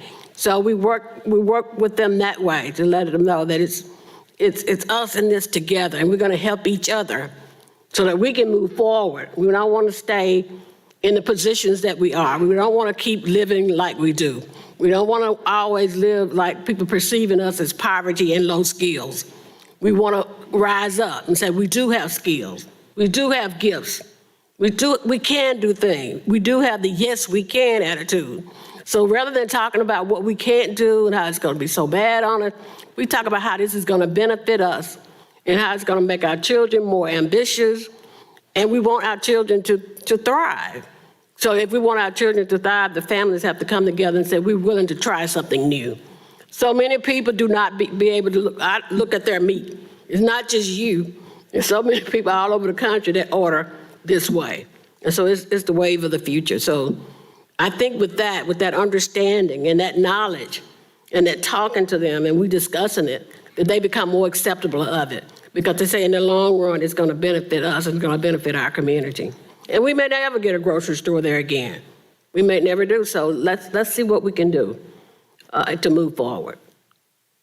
Okay. Great, thank you both. I've got a few more comments, but we want to definitely get some questions. So if anyone has any, if you want to start lining up, that'd be great. But a few things. I advanced the slide here. This is the Shaw space. So you can see it's a little more modest in terms of some of the equipment, but on the right-hand side is a control center there with some refrigeration units and the ordering counter. There's a computer back there somewhere. And on the left, you can see the Delta Hands for Hope space is a large room that Chiquita and her staff work in. And again, as she mentioned, they do a lot of work in there throughout the year. And through some additional funding, we were able to identify and we were able to build off a corner off a new location there, a secured location as well too. So you can see that. That might be my last slide, but let's see what else we've got here. Nope, and then these here. These are just two examples of flyers from each community that they have and have passed out, which you can see kind of describes some of the program, and then also some incentives. We found that naturally, gift cards work, to help people maybe place their first order or their second or third order. But they do a great job of doing community outreach. I would say, yes, we're still in the pilot stage. We're learning a lot. Chiquita brought up the prescription idea. That's still something that third party is not really able to pick up for someone else, maybe for some prescriptions, but for many they can't. The idea of people wanting to shop for their own produce and meat, in addition to just the social nature of going shopping, is something that we're well aware of. And when we met last week, we talked about maybe an idea might be that would be maybe more appealing to some people, is to have a shuttle service that combines maybe a little bit of both, where the customers do place their online orders so that all of their shelf-stable goods are already packed and ready to go. Walking around a big store like Walmart can take a while, so if we're gonna take 5 or 6 people shopping, that could be an all afternoon process. But if everyone orders all of their groceries ahead of time and then just goes and shops for their meat and produce and picks up the prescriptions, maybe we could do that run in an hour or so. So that's something we talked about and maybe something we'll look to pursue moving forward. Last thing I want to mention, and we'll hear from him here shortly, is just Jimmy Wright and the influence and support that he's given us over the years. That van is, I think, almost an exact replica to the one he's got without the fancy wrap that he has, which I think he'll show us. So I just wanted to have that call out as well. So you have a question for us? Hi, I was just wondering, are you guys partnering exclusively with retailers or also like growers too? And if you are partnering with growers, does that mean that like a person growing food in their backyard, that food would be sold through you guys, would be SNAP eligible as like a way for household or small gardens to like have a retail outlet? Does that make sense? Okay, are you guys partnering with growers as well as retailers or exclusively retailers? Not right now, exclusively with retailers or retailer currently. And but I think certainly going forward, I mean, I don't see any maybe growers that we would go out and pick up from, but Gloria mentioned having a farmer's market. And the Armory space is perfectly set up to set up a farmer's market there. So we might have something of that nature. And also within Mississippi, there are food incentives that can be applied to farmers markets as well. So I think we'd love to see that moving forward, certainly, if that answers your question. Yeah. Okay. And one more point on that too is just that Mississippi State Extension, once again, is a great resource for that. They have a agricultural business division that is offered to offer their services in terms of, the best way to set up a farmer's market, some of the most efficient ways to do that. Okay. I have 2 questions. One of them was about the issue of quality control when it comes to online ordering. What are you doing to mitigate those issues? How you talked about with the issue of for getting items or not doing the proper quality checks. What improvements have you done with training to address that? I can touch on that. Yeah, I mean, I can answer that again real quick. So when Mr. Charles does the pickups, he'll check all the orders before they leave the parking lot, and he'll do that with the reps at the retailer. And then when they're brought back, they're checked again with the customers. So we do have kind of, I guess, two, areas in the process where we're looking for quality issues. If does that? He actually used to work at a grocery store for many years, so he is the perfect person for that job, actually. So he checks the order at least 3 times, and he knows the individuals that actually work a part of the online packing team from Walmart. He knows the A team, the B team, and the C team. So we just actually had this issue. I want to say this week before I got here, Monday, he made a delivery to me, and he was like, well, Ms. Fountain, they had the A team there today. So I knew that the order was scheduled to be ready at 12:30, and he was there, I think, maybe about 12:15. So they were there actually waiting for him. So that kind of like helps us tremendously because he has the expertise, of years of, background of working in a grocery store himself. So he knows what to look for. And I think too, from Ms. Dickerson's standpoint, that's something that we're working on too, with being able to do the education component ahead of time, to let people know what their options are, what they can do, to kind of cut those issues down, because that has been an issue for some of our customers, especially here, especially in Shaw, with them, Walmart may offer an alternative, online when they place an order, but then even once they get their order, it's not even placed there, and they end up having to go back to the store to begin with, so. And I would say that in Drew, we have, in the beginning, when we started, we might have had a problem with people complaining about quality and whatever, but now we have very few complaints about it. I mean, food comes in, it's delivered, and it's really running smoothly now. That's good. The other question that I had was, give me just a moment. How do you gauge community opinions on wants and needs? Like, when you were talking about taking into consideration what the community actually wants to install services that can actually be used? Do you send surveys? Do you do community events to have that face-to-face interaction? Is it connecting with the schools? What are the methods? It's a little of both. We have community meetings quite a bit to get people's input about what's going on and what they need. We do have the community meeting. With our students, we do surveys to get their feedback on what's happening in the community. We also do focus groups in the community where we bring in some people and then let them give us feedback about what kinds of things we are doing correctly or the way they like it, and the things that we can improve on. And we use that feedback to go back and change some things. Now, my organization, working with the city of Drew, work with the mayor very, very, very well. I also work with the school district very well. And what we do is we pull out that strategic plan, and we go over it and see whether we've done what we're supposed to be doing and what's left to do and what's coming up next. But we do have a lot of interaction with the people in the community.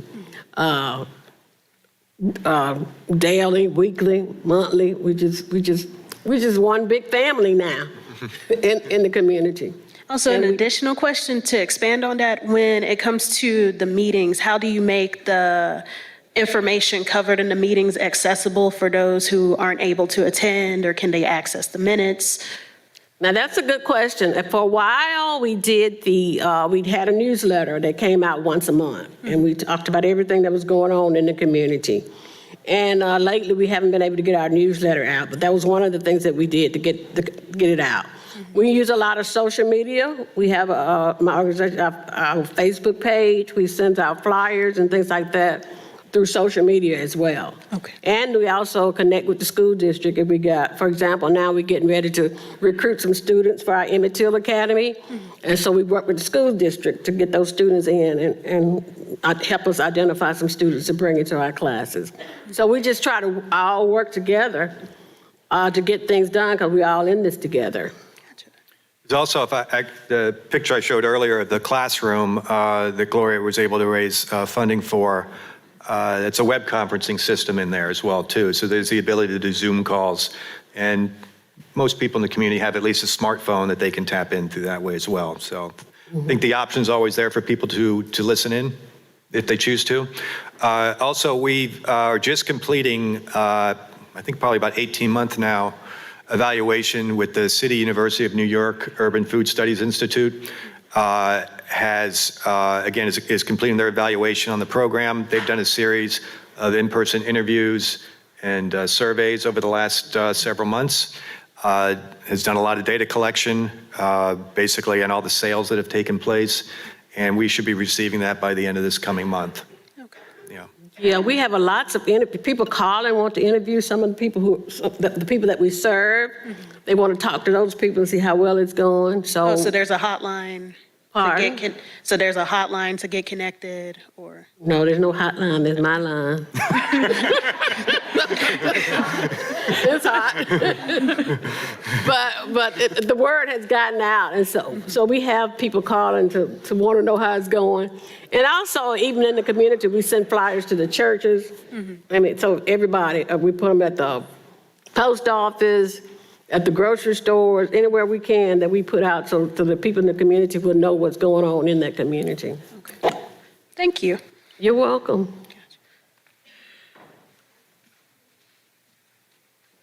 Is there somebody in the corner that had a question? I thought I saw someone. Okay, I guess not.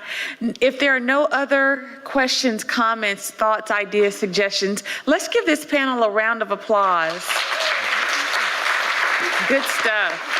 Good stuff. So at this time, it's lunchtime. And so what we're going to do is take some time to check our emails, stretch, go to the restroom.